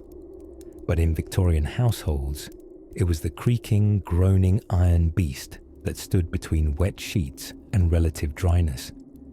Imagine 2 hulking rollers clamped inside a heavy wooden frame, cranked manually by tumultuous elbow grease. Picture a stern aunt with forearms carved from granite, rotating the handle while glaring at a pillowcase like it just insulted Queen Victoria. The mangle, sometimes blessed with a name as genteel as the ringer, was not cuddly. It had precisely two settings: damp, or, if you're lucky, less damp. It was not particular about what it mangled. Take your hand off the crank for one moment and come back to find your best Sunday shirt twisted into a thing that resembled a collapsed souffle. Housemaids, washerwomen, and unfortunate cousins press-ganged into helping would feed garments through the rollers, careful to avoid trap of doom levels of pinching. The sheets went through, resigned. The socks went in stretchy and came out shaped like elongated sausages. But perhaps most tragically, corsets too needed wringing. And woe betide anyone who allowed the dreaded steel bones to tangle in the mechanism. Mangles spoke only one language: resistance is futile. It wasn't just the large commercial ringers that were upsettingly menacing. Even middle-class homes had smaller, hand-cranked versions, often bolted atop the galvanized tubs. Bent grandmothers with arthritic knuckles brought a level of menace to laundry day that would make a modern gym instructor blush. Remember, these were the days before Pilates. This was Pilates. So once everything had been wrung within a shiver of its structural integrity, the linens were no longer dripping, merely mournful, but still not dry. This, dear listener, meant the dreaded transfer to the drying process, an ordeal of tedium and meteorological speculation. If the household was fortunate enough to possess a drying room, it was likely drafty, hung with stringy lines, and smelled faintly of steam and stubborn mildew. Clothes would dangle on pegs or be arranged over wooden racks with ominous names like drying horses or clothes maidens, as if even laundry had to adhere to Victorian naming conventions, slightly noble and wholly confusing. But if no drying room was available, say in smaller cottages or on particularly sunny hallucinations of British weather, then the laundry was swept outside onto a line, and the gods of rain were summoned. Not intentionally, mind you. It's just that every hanging of laundry was like sending up a white flag of truce to the rain clouds, who took it as a challenge. Victorian laundry lines, strung between brick cottages or leaning posts, became fluttering alleyways of damp domestic poetry. Bloomers flapped like startled birds, handkerchiefs considered escape, and sheets stood a good chance of impersonating sails. Children, meanwhile, ran between them, pretending to be ship captains or ghosts, probably both. But even once the garments were dryish, laundry day still operated under one unforgiving principle. Nothing ever really ended. It only moved to the next stage of barely manageable entropy. Folding was not merely encouraged, it was a moral obligation. To the Victorians, a poorly folded linen cupboard was a direct shortcut to anarchic class collapse. The best households employed folders, yes, actual people, to ensure symmetrical flaps and crisply ironed creases. People took pride in their folded shirts, being able to inspire sonnets or scold wayward husbands.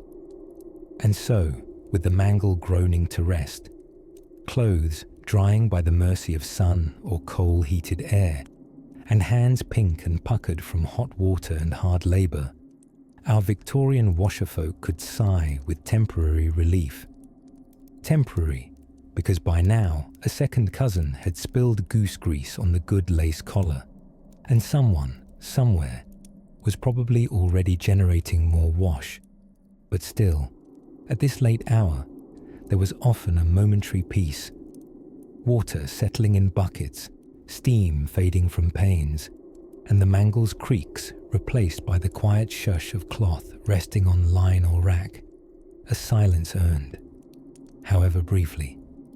And in that soft pane of evening light slanting across the drying line, we see not just washing, but resilience, and perhaps the faintest promise that tomorrow's stains might wait until after breakfast. Now, hush. Let's slip gently forward to what happened when the laundry left the line and stepped into the fierce and fragrant realm of ironing.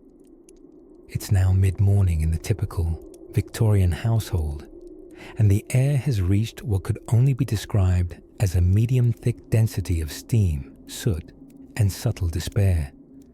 Laundry day was less a task and more a fully immersive experience. A test not just of strength, but of stamina, social class, and how many layers of petticoats you could remove before fainting from heat exhaustion.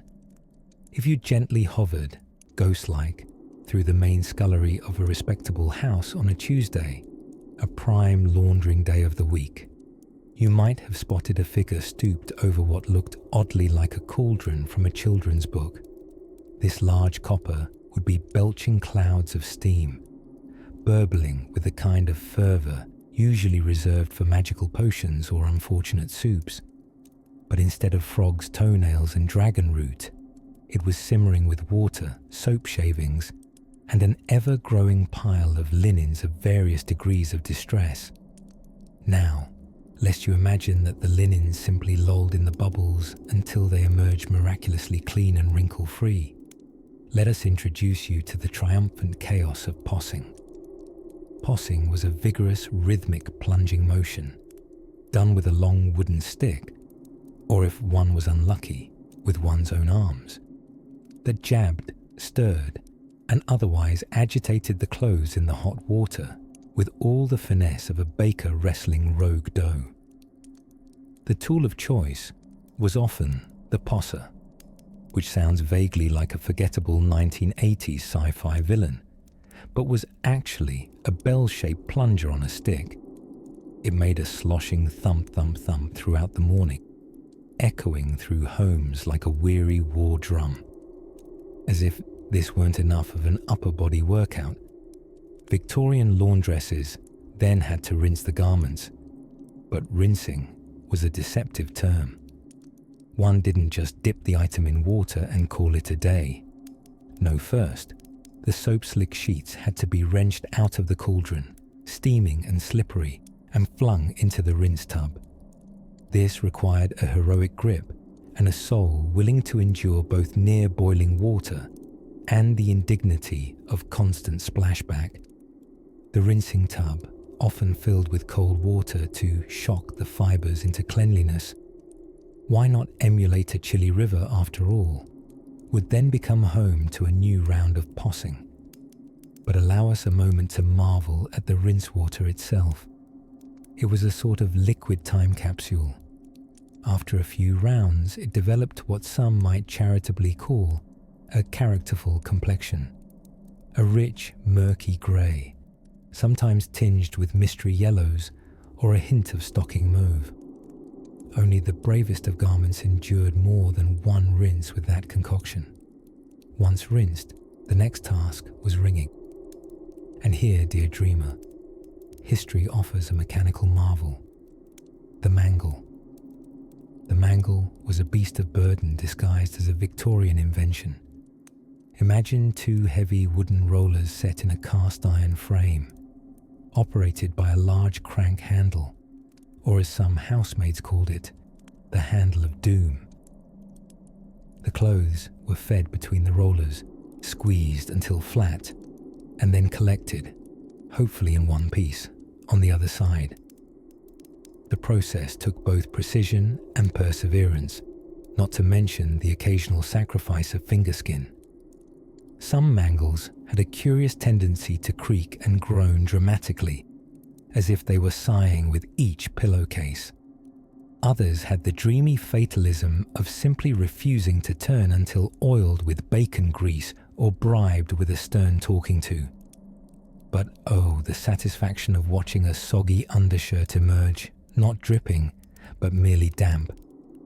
The Victorians didn't have TikTok, but had they filmed Laundry Day, the mangling process could have gone viral for its ASMR potential alone.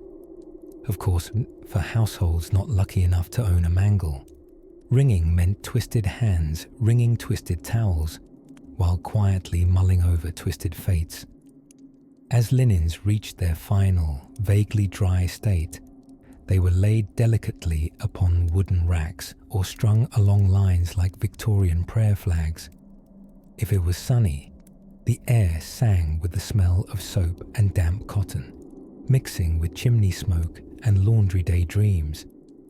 If it rained, which it almost always did in Britain, it was back to square one, and one had to pretend that slightly sour was a perfectly acceptable household scent. With the worst behind her, the laundress, victorious and vaguely steamed, might pause, dusting soap suds from her sleeves, hair plastered to her scalp in gentle curls of perspiration. In that moment, she was both Titan and textile whisperer, ready, though barely, for the next grueling stage, the folding, airing, and, heaven preserve us, the starching of the stiffest, scratchiest collars known to man. But before we starch anything, let's take a breath, perhaps even a nap. For somewhere in the airing cupboard of time, the next tale is folding itself neatly, waiting for us to peek into its crisply pressed pages. In Victorian parlours and pantry sculleries, amidst a symphony of copper kettles and creaking floorboards, lurked a formidable foe capable of striking fear straight into the heart of even the hardiest laundress. Mildew. Yes, mildew. The ghostly villain of laundry day. Not fire, not famine, not the immense socio-political upheaval of the 19th century, but that sneaky, squishy smell that signalled a shirt had been forgotten in damp purgatory for just a moment too long. Much like an unwelcome suitor loitering under your window, mildew was a persistent guest that no amount of stern glances could evict. Now, the Victorians were a people who had many anxieties: corset tightness, chimney sweep injuries, and whether or not Queen Victoria had smiled once in her life, but perhaps none so persistent, so quietly shame-inducing, as the scent of improperly dried undergarments. To be mildewed was more than a laundry fail. It was a moral failure. A muslin blouse with a sour dampness spoke volumes. It suggested a household veering toward chaos, maids slacking, mistresses distracted, possibly even a defective airing cupboard. But what, pray, did one do when faced with the odorous calamity of mildew? Well, you reached, first in resignation, then with increasing desperation, for one of the era's many peculiar remedies. Lemon juice was a favourite, though some insisted it must be filtered through a fine sieve and blessed by the second son of a vicar. Others swore by sour milk, yes, adding more questionable smells to counteract the original offence. And of course, there's always the classic Victorian solution to any problem: whitening powder and wishful thinking. Enter the airing cupboard, the noble stronghold in the war against moisture. These small, often stuffy chambers, usually perched near a kitchen range or fireplace, became the final checkpoint in a garment's journey back to acceptability. There, items were draped, hoisted, and sometimes interrogated under the musty gaze of a coal-warmed environment. To the unobservant outsider, an airing cupboard may have seemed a dull affair, but behind its door lay the pending fate of every cravat and chemise. Was it crisp, sun-kissed, smelling faintly of lavender? Or did it possess the unmistakable whiff of "I forgot to turn it over yesterday"? Outside the airing cupboards, sunlight was also part of the Victorian laundry arsenal. The sun, that generous celestial laundress, bleached yellow cuffs back to innocence and baked damp linens to a brittle, trustworthy finish. But even sunlight had its schedule. Cloudy days dragged out drying for hours, if not days, and one never knew if an English sky might change its mind mid-rinse. Some laundry maids, ambitious and possibly a bit theatrical, would string waxed ropes across rooftops, creating dizzying high-altitude drying lines. There, bloomers danced like flags on a breezy day, and the underwear of Charles from Normandy 4 might find itself entangled with the petticoats of Miss Lillian from Normandy 8, leading to numerous rooftop-related misunderstandings. And then there were the flat irons, heavy, fearsome devices heated directly atop stoves. Once smug mildew had been confronted and evicted, these irons came in, not like helpful house guests, but like small anvils of righteousness, pressing out creases and final traces of rebellion. You had to move them just swiftly enough to avoid scorch marks, but confidently enough to leave garments obediently flat. It was a dance, a domestic waltz with a block of iron at several hundred degrees. The laundry tools were serious, the process elaborate, but above all, the emotional stakes were high. Clothes were not simply about cleanliness. They were about displaying control, grace, managing one's station in society with starch in your collar and absolutely no trace of mildew in your drawers. Rest now, dear listener, and imagine this nightly ritual of pressing and drying and lemon staining wafting through quiet row houses and countryside manors alike. The rains will dry, the mildew will fade, and the night will make even the most crumpled undershirt seem dignified under moonlight. And just beyond the wash line, a new wrinkle waits, quite literally. Next, we'll explore the very curious business of starching, and why Victorian sleeves could, in certain weather conditions, double as small catapults. In the hushed rhythm of laundry day on a Victorian Tuesday, likely raining, or threatening to, as English Tuesdays are known to do, we arrive at one of the least glamorous yet most essential tools of cleanliness, the humble mangle. Ah yes, the mangle. With a name that sounds less like a domestic appliance and more like a villainous sea creature, this contraption was in fact the precursor to your modern spin cycle. Picture two hefty rollers, a wooden frame, a great deal of elbow grease, and far too much optimism. Its mission: to squeeze the life, or at least the water, out of clothes, towels, and the occasional thumb. You see, after the boiling and sudsing and aggressive stick-beating phases of wash day, not to mention the endless rinsing, the clothes needed to be wrung dry, and Victorian women, ever ambitious, realized that simply twisting linens by hand until their arms resembled sailor's rope was not the height of efficiency. Hence, the mangle. It would have stood proudly in the scullery or out in the yard, gleaming slightly from being perpetually damp. Operated by a large side crank, it required serious dedication.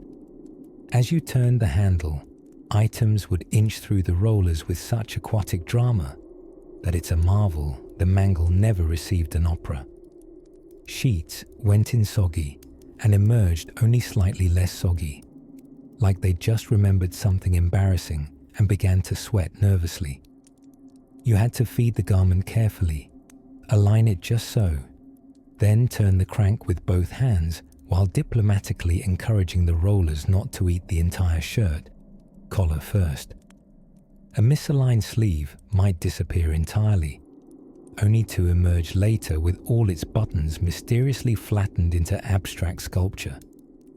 Of course, no Victorian woman would operate the mangle alone if she could help it.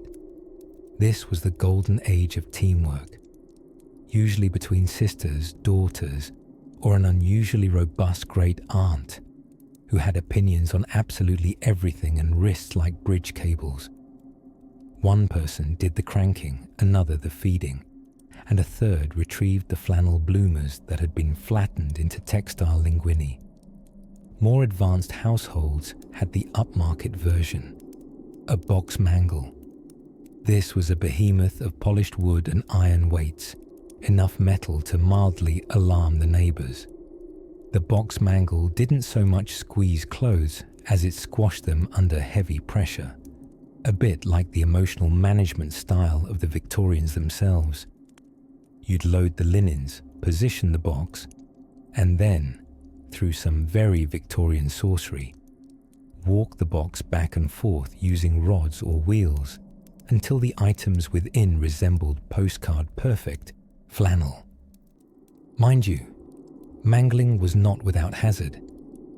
Get a finger caught in the rollers, and you'd have an impromptu visit to a well-meaning neighbour with a bottle of gin and a pair of tongs. And mangles were temperamental, prone to jamming, squealing, or simply refusing to roll, like a surly cousin at a family picnic. Still, the mangle was essential, not just for removing water, but for impressing upon garments that signature Victorian flatness. Drying lines of the era were adorned with Gothic sheets and starch-stiff collars that stood upright, defying wind and gravity with military precision. This crispness was not merely aesthetic, it was social armour.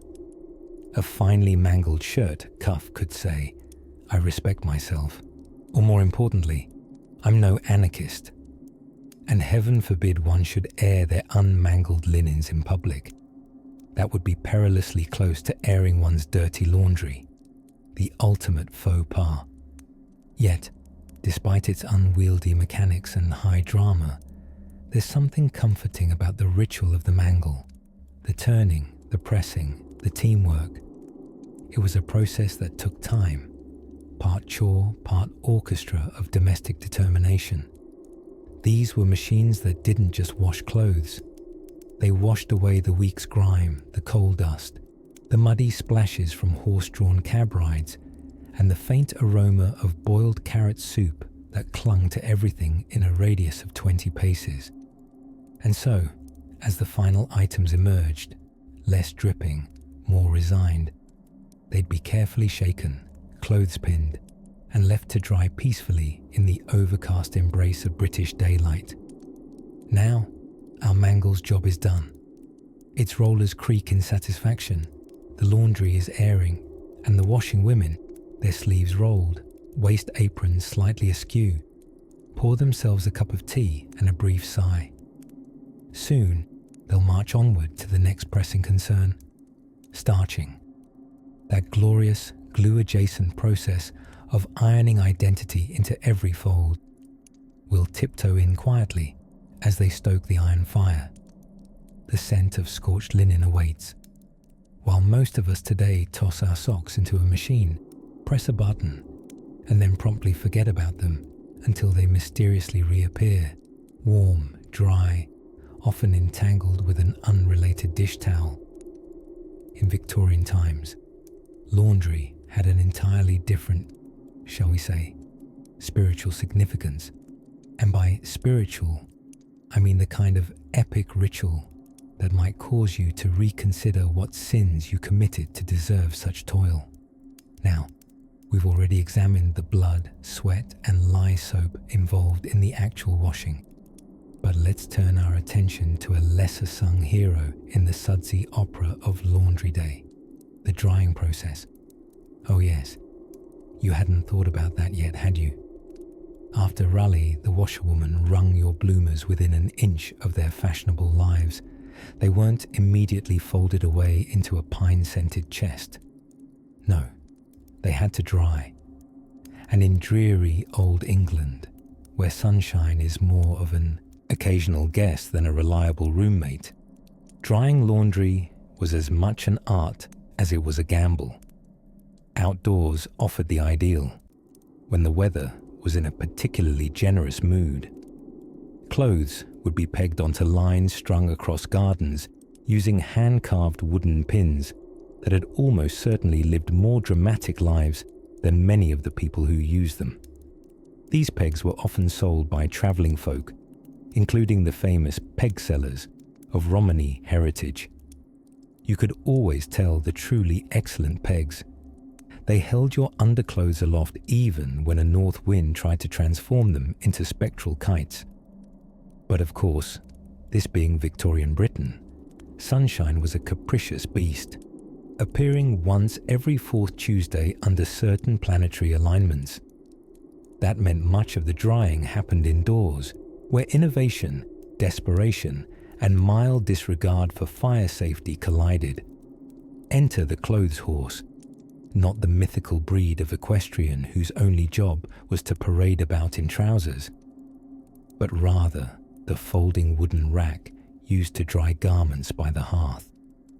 These Victorian drying racks came in bewildering variations. There were ceiling-mounted contraptions known as pulley-made airers, a collection of wooden slats suspended from the ceiling, raised and lowered with a rope and pulley system. You hoisted your wet linens up into the toasty ceiling zone and hoped Granny didn't forget they were there and walk right into an airborne corset during tea. Fancier homes might have had entire rooms designated for drying. These were often fitted with heated drying cupboards equipped with slatted shelves. Humble homes, however, had no such luxury. They settled for rooms that were already being used for, say, cooking stew, mending boots, or raising children. And then, against every fire marshal's ghostly recommendation, hung damp bloomers in close proximity to open flames. The scent of a Victorian kitchen was, at any given moment, a melange of boiling mutton, rising yeast, wood smoke, and damp drawers. Cozy, if you didn't breathe too deeply. For undergarments and particularly delicate items, lace collars, silk snoods, the occasional crocheted nightcap from Aunt Mildred, drying flat on a towel was the genteel choice. Though the average Victorian possessed about as much time and surface area for such dainty handling as a chicken possesses for embroidery. And if, by misfortune or meteorology, the drying process was interrupted by rain, snow, fog, or an impudent cousin with a bladder problem, it could take days for the laundry to properly dry, by which time it might have developed an odour best described as seasoned cabbage and ancestral regret. To combat this, laundresses sometimes sprinkled clothes with a powder, mixes of dried lavender, orris root, or the enigmatic violet starch, a substance that scented your linen and stiffened your resolve. Clothes might rustle gently with every step, suggesting elegance, or possibly that you were wearing a subtle layer of papier-mâché. And diligence wasn't optional. Failure to dry properly could lead to the dreaded mildew. Or worse yet, if clothes were put away even a touch damp, your once crisp petticoat might greet you next month with a pattern of greenish-grey blooms that whispered, "You thought we were clean. Think again." Still, success in drying brought its own heady delights. Well-dried, breeze-kissed linen smelled of air and labour, an olfactory reward for a week's worth of toil. There's a reason even Charles Dickens occasionally waxed poetic about the smell of clean laundry. It was the smell of survival, of domestic triumph, and of not having to wear last week's chemise turned inside out again. And with laundry at last dried, there came the next phase, the pressing, folding, and neatly stacking of garments, each step layered with ritual and the deeply satisfying art of making fabric lie flat and behave itself. But let's not get ahead of ourselves. As the final flannel shirts are lifted from the hearth line and the scent of drying lavender fades into a sleepy haze, the iron waits nearby, silent, heavy, and positively bursting with Victorian ambition. Of all the great unspoken rivalries in Victorian England, top hats versus bowler hats, mutton chops versus clean chins, perhaps the most consequential was the long-standing turf war between two fearsome household tribes, the washerwomen and the ironers. Though they toiled for the same cause, a decent shirt, properly cleaned and starched, their methods, their temperaments, and their opinions on whether linen should be crackling crisp or comfortably soft divided them like the English Channel from the French coast. And much like that stretch of water, the air between them was salty. Ironing in the Victorian era wasn't as simple as gliding over a shirt with a steam-powered wand while watching a detective drama. No. It was an art form, a minor sport, and occasionally a small act of arson. The flat irons, sometimes called sad irons, not because they were emotionally fragile, but because sad once meant heavy, were made of solid cast iron and weighed anywhere from 5 to 15 pounds. A workout before workouts were an industry. You heated them directly on the fire or stove, usually burning your fingertips, your eyebrows, or your last shred of patience in the process. Now, ironically, or rather, ironically, there might be 3 or 4 irons warming at once, each swapped in and out in a kind of domestic iron derby. Temperature control did not exist. If the iron was too hot, it singed, too cold, and it was like politely asking the wrinkles to leave. "Please, sir, might I smooth you?" said no cold iron ever. To test the temperature, experienced maids would use the good old spit, flick, sizzle method. Lick a finger, quickly touch the iron, and flinch. If you didn't end up shouting mildly Victorian profanities like "dash, it," or "by Jove," the iron probably wasn't hot enough. In wealthier households, ironing rooms were built near the kitchen or boiler room, ensuring a sweltering, steamy atmosphere perfect for both pressing collars and hosting impromptu Victorian yoga sessions, involving lots of crouching, heaving, and swearing under one's breath. Of course, in lesser households, the ironing happened wherever it could. That might mean the hallway, the corner of the upstairs landing, or directly in front of a disgruntled cat. Ironers took their craft seriously. They had techniques for frilled cuffs, pleated skirts, and decorative pillowcases so intricately embroidered, it was generally accepted that no one should actually sleep on them. Crisp pocket handkerchiefs were ironed and folded with military precision, despite the knowledge they were soon to be gingerly fished out of pockets and used to mop up coughs, tears, and, most commonly, monocle smudges. Starch was the secret weapon of the ironer's trade, and they used it liberally, especially on men's collars, which, at their stiffest, could double as self-defense tools. These detachable collars were boiled in a homemade starch mixture crafted from potatoes or rice, then left to dry stiffly upright like little cotton gravestones, before being ironed to a sheen so bright that, on sunny days, a gentleman could blind a rival suitor simply by tilting his chin. Of course, with all these hot irons, boiling starch, and steaming cloths, there were accidents. Hands were burned, skirts were scorched. Entire petticoats were known to melt into tragic pancake shapes upon contact with a slightly too zealous iron. Let us spare a moment of silence for the many undergarments lost in the line of beauty. Now, while the washerwomen might scoff at ironers for just smoothing things, the ironers knew the truth. The final impression was everything. Unwrinkled linen was a ticket to social respectability. Wrinkled cuffs could unravel your entire reputation.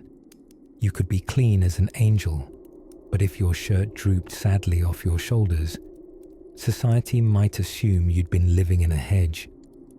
Perhaps the most poetic irony, pun very much intended, was that, after all the labor, after days spent starching, heating, pressing, and folding, the clothes were stacked neatly in drawers, admired silently, and then worn once before starting the cycle all over again.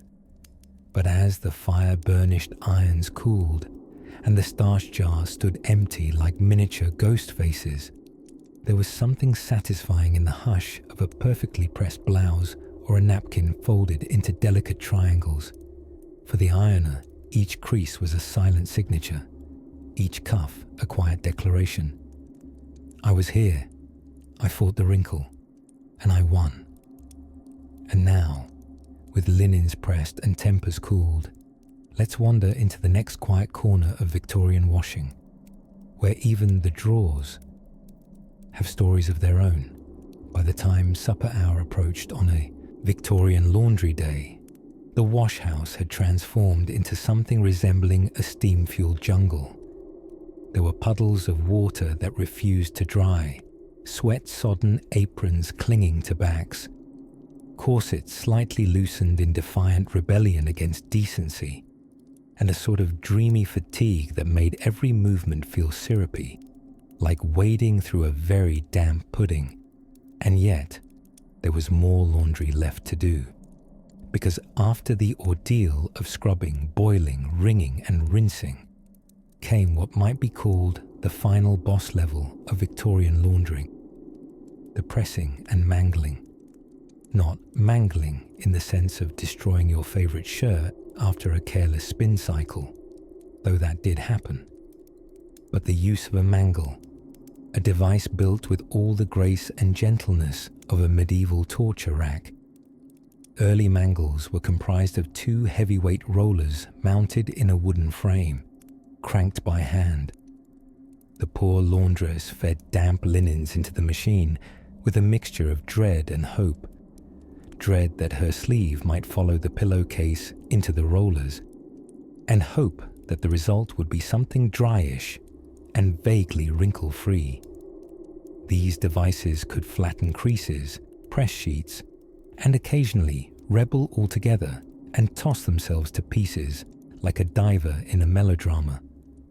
The fancier households had cast-iron mangles with showy oak handles and ball bearings said to make the cranking positively delightful, though accounts suggest it was only delightful compared to, say, pushing a carriage uphill in a thunderstorm. Gentlewomen didn't typically mangle themselves, unless notably eccentric or in theatrical disguise. Instead, the task fell to the servants once more, their knuckles raw and noses still tingling from vaporous soap fumes. After the mangling, should the linen survive, it was time for ironing, a process so physically intense and spiritually trying that even a devout blacksmith might raise an eyebrow. The flat irons, affectionately known as sadirons, were heavy little hunks of metal, between 5 and 9 pounds each, and if dragging a 5-pound wedge of smouldering steel across bedsheets sounds like medieval cardio, that's because it was. Irons had to be heated over a fire or on the stove, usually several heating at once, one in use, and several backup irons warming up like stage performers in the wings. When one cooled, it was traded for a hotter one, all without singeing the sheets, the fingers, or the cat, who, inexplicably, always slept on the ironing board. To test whether the iron was hot enough, laundresses would often spit on it, an act far less scandalous than it sounds. The hissing of the spit told them whether it was time to begin pressing, or whether they still had time to contemplate their life choices. Some even flicked a bit of flour onto the iron's surface for a hiss-free temperature gauge, though it occasionally left crumbs behind, giving clean linens a faintly festive appearance. Lace and ribbons required special gadgets known as goffering irons, not to be confused with golfing irons, which, while similarly hazardous, were regrettably useless for pressing hems. A goffering iron was a heated rod around which fabric was wound to create ruffles and curls, as though the linen had attended a salon appointment. This was Victorian fashion after all. Even the napkins had better hairdos than most of us on a Monday morning. but perhaps the most romantic, and by romantic I mean utterly inefficient, tool was the polishing glove. For the crispest shirt fronts and smartest collars, a glove made of leather or wool was rubbed vigorously across the surface to shine it to a mirror finish, an act known as polishing the linen, and sometimes performed to a visible sheen, ideal for impressing employers or alarming birds. By now the shadows would begin to soften, evening light angling through soot-smeared panes. The laundress, wrung out, iron-sore but oddly proud, might carry the stack of freshly pressed linens up narrow back stairs, each piece folded like origami, each fold square and scolded into submission. Clean bedding awaited in chambers upstairs. Towels lined up in neat little militaries upon washstands. Tablecloths lay ready for a dinner party that would likely stain them again within hours, beginning the whole sacred cycle anew. And though the fire had died down to a rosy hush, and the hiss of boiling cauldrons gave way to the quiet flutter of cotton petticoats cooling on a line, the laundry room never really slept. Even in its silence, there lingered the faint scent of carbolic, steam, and the ghosts of 20 shirts insisting upon being re-ironed. Some sounds, like yawns, sighs, and the rhythmic clunk of an iron cooling on a trivet, might still be echoing downstairs as the household above sinks into candlelit calm. Let's drift upward now, following the soft rustle of nightclothes being laid out, where dreams might waft on the lavender sachets hidden in bureau drawers.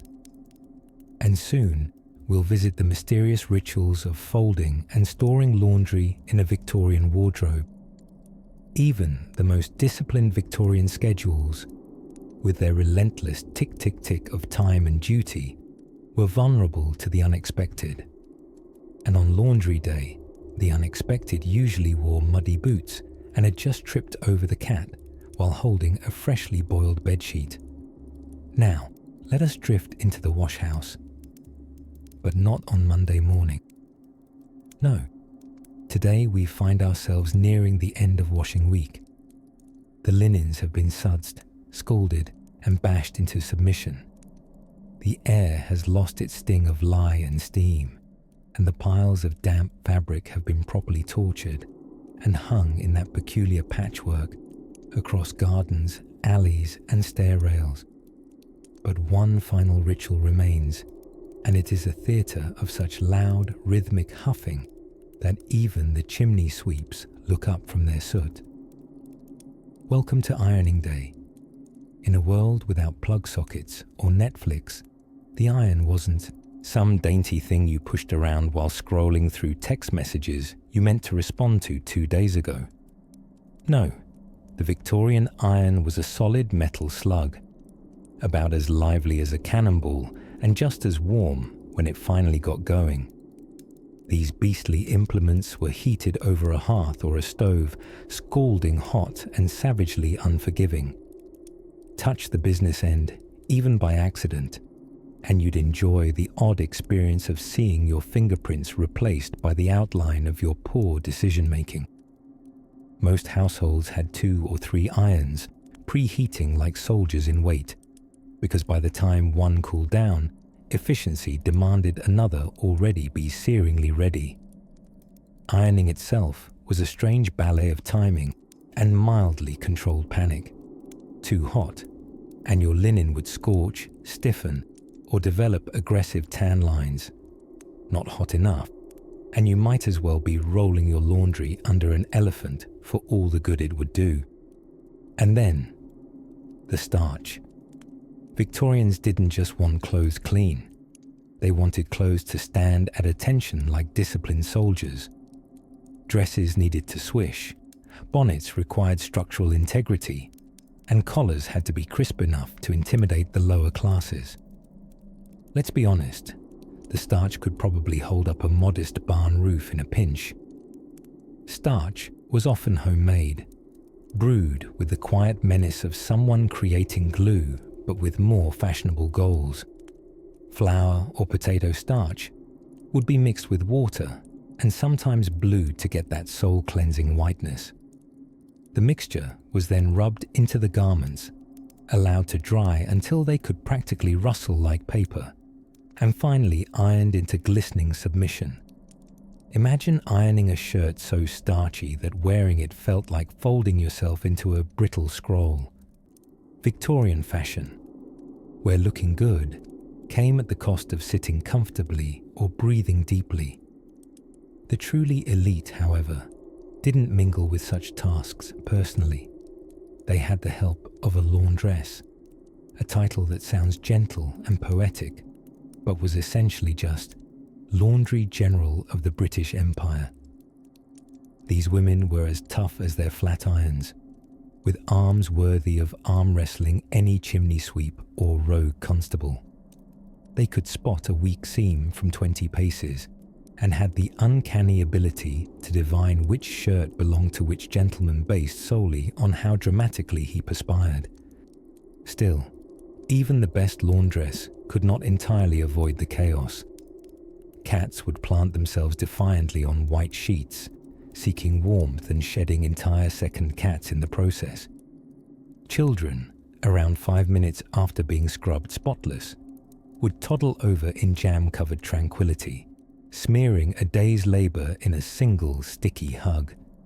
And husbands, bless them, would wander through in shirt sleeves, muttering about misplaced socks while standing directly on wrinkled aprons. As dusk fell and the last wrinkle was exorcised by steam and sheer willpower, the ironing board was folded away. It was not a collapsible board like today's, but a plank balanced precariously on 2 chairs or a special trestle, a setup that wobbled like the credibility of a traveling snake oil peddler. And then came rest, not rest as we know it, perhaps with a warm cup and feet up, but the sort of rest you experience when your knuckles have gone pink and your shoulders hum like distant thunder. The clothes now hung or folded in a way that meant they wouldn't crease, wrinkle, or re-offend until at least Thursday. The house, still thick with the scent of scorched linen and starch, settled quietly.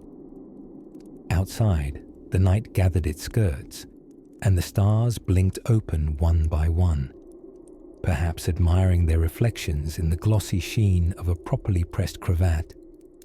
And yet, nestled amidst all this rigorous domestic order, there remains one final piece of the laundry day puzzle.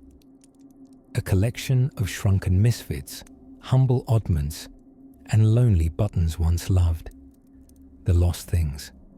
Let us go in search of them next. In the flickering hush of a gaslit evening, after the soap bubbles had settled, the bluing had done its solemn duty, and the starch had stood to attention like a footman during inspection, there came a quiet, sacred ritual, the folding and airing of the laundry.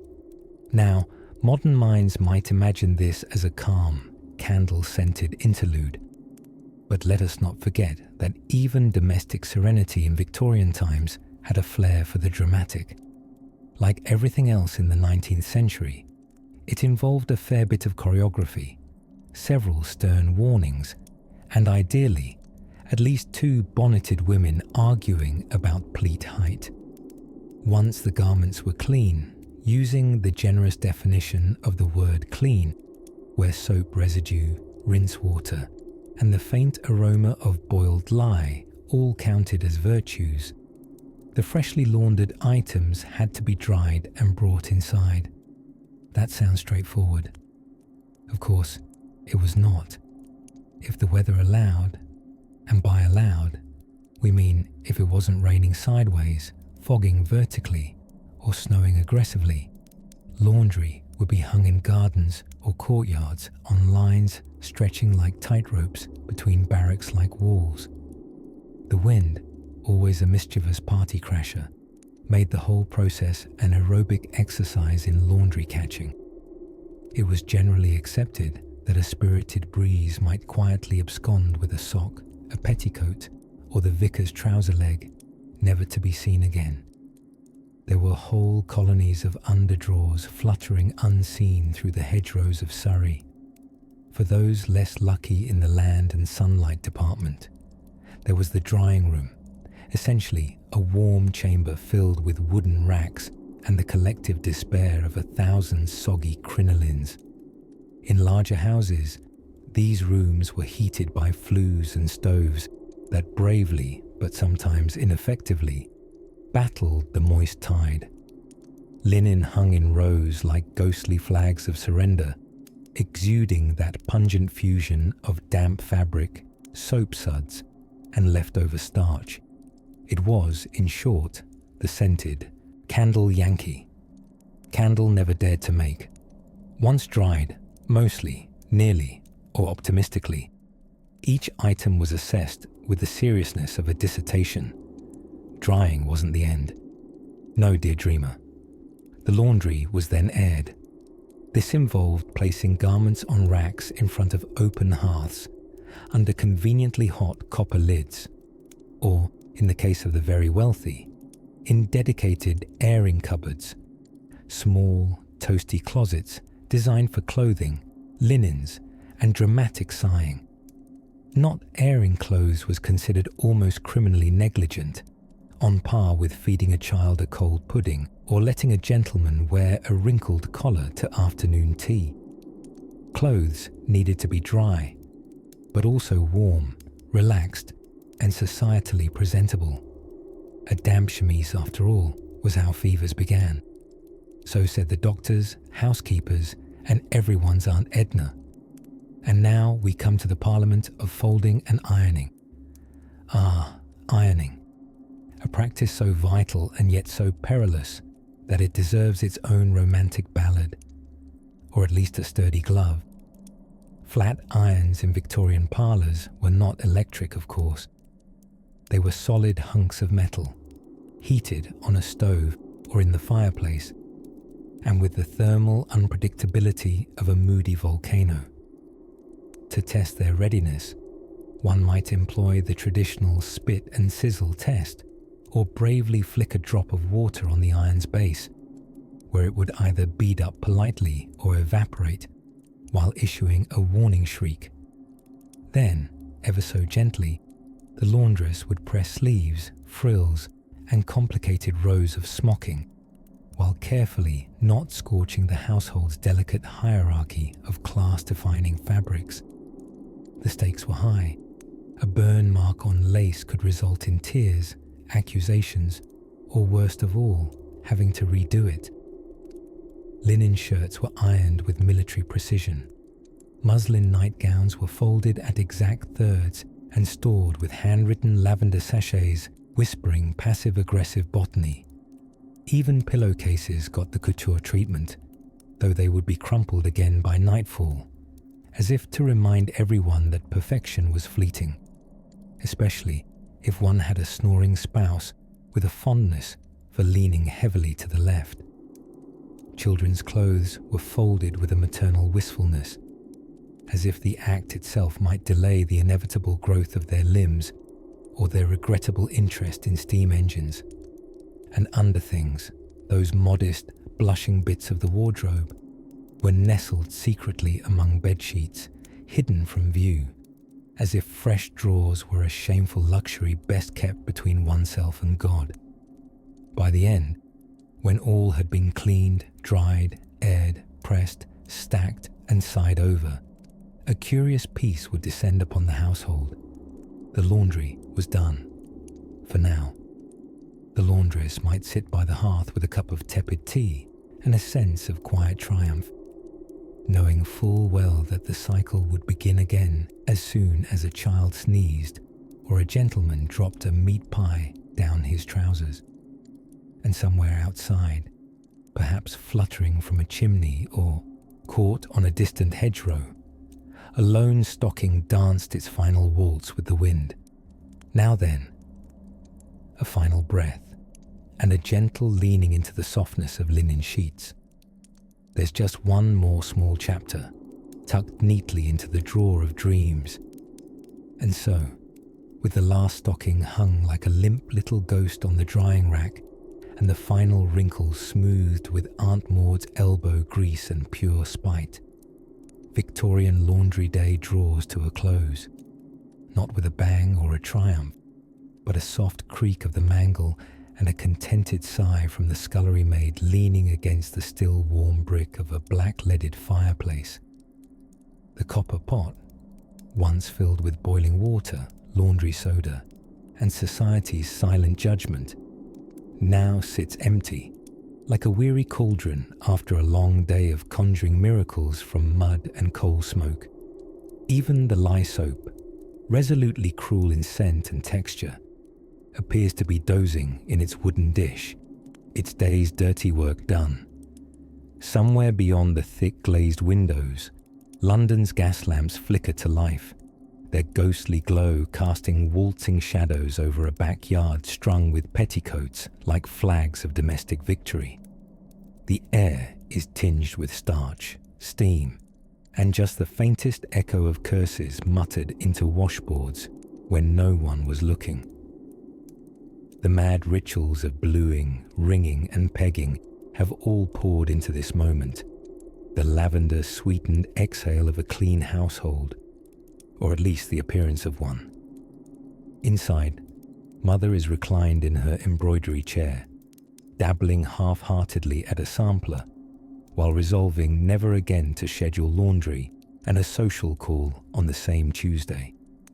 Her hands ache, her sleeves are still damp, and she's beginning to suspect that true cleanliness, like true happiness, may only exist in Methodist sermons and novels with impossibly tidy governesses.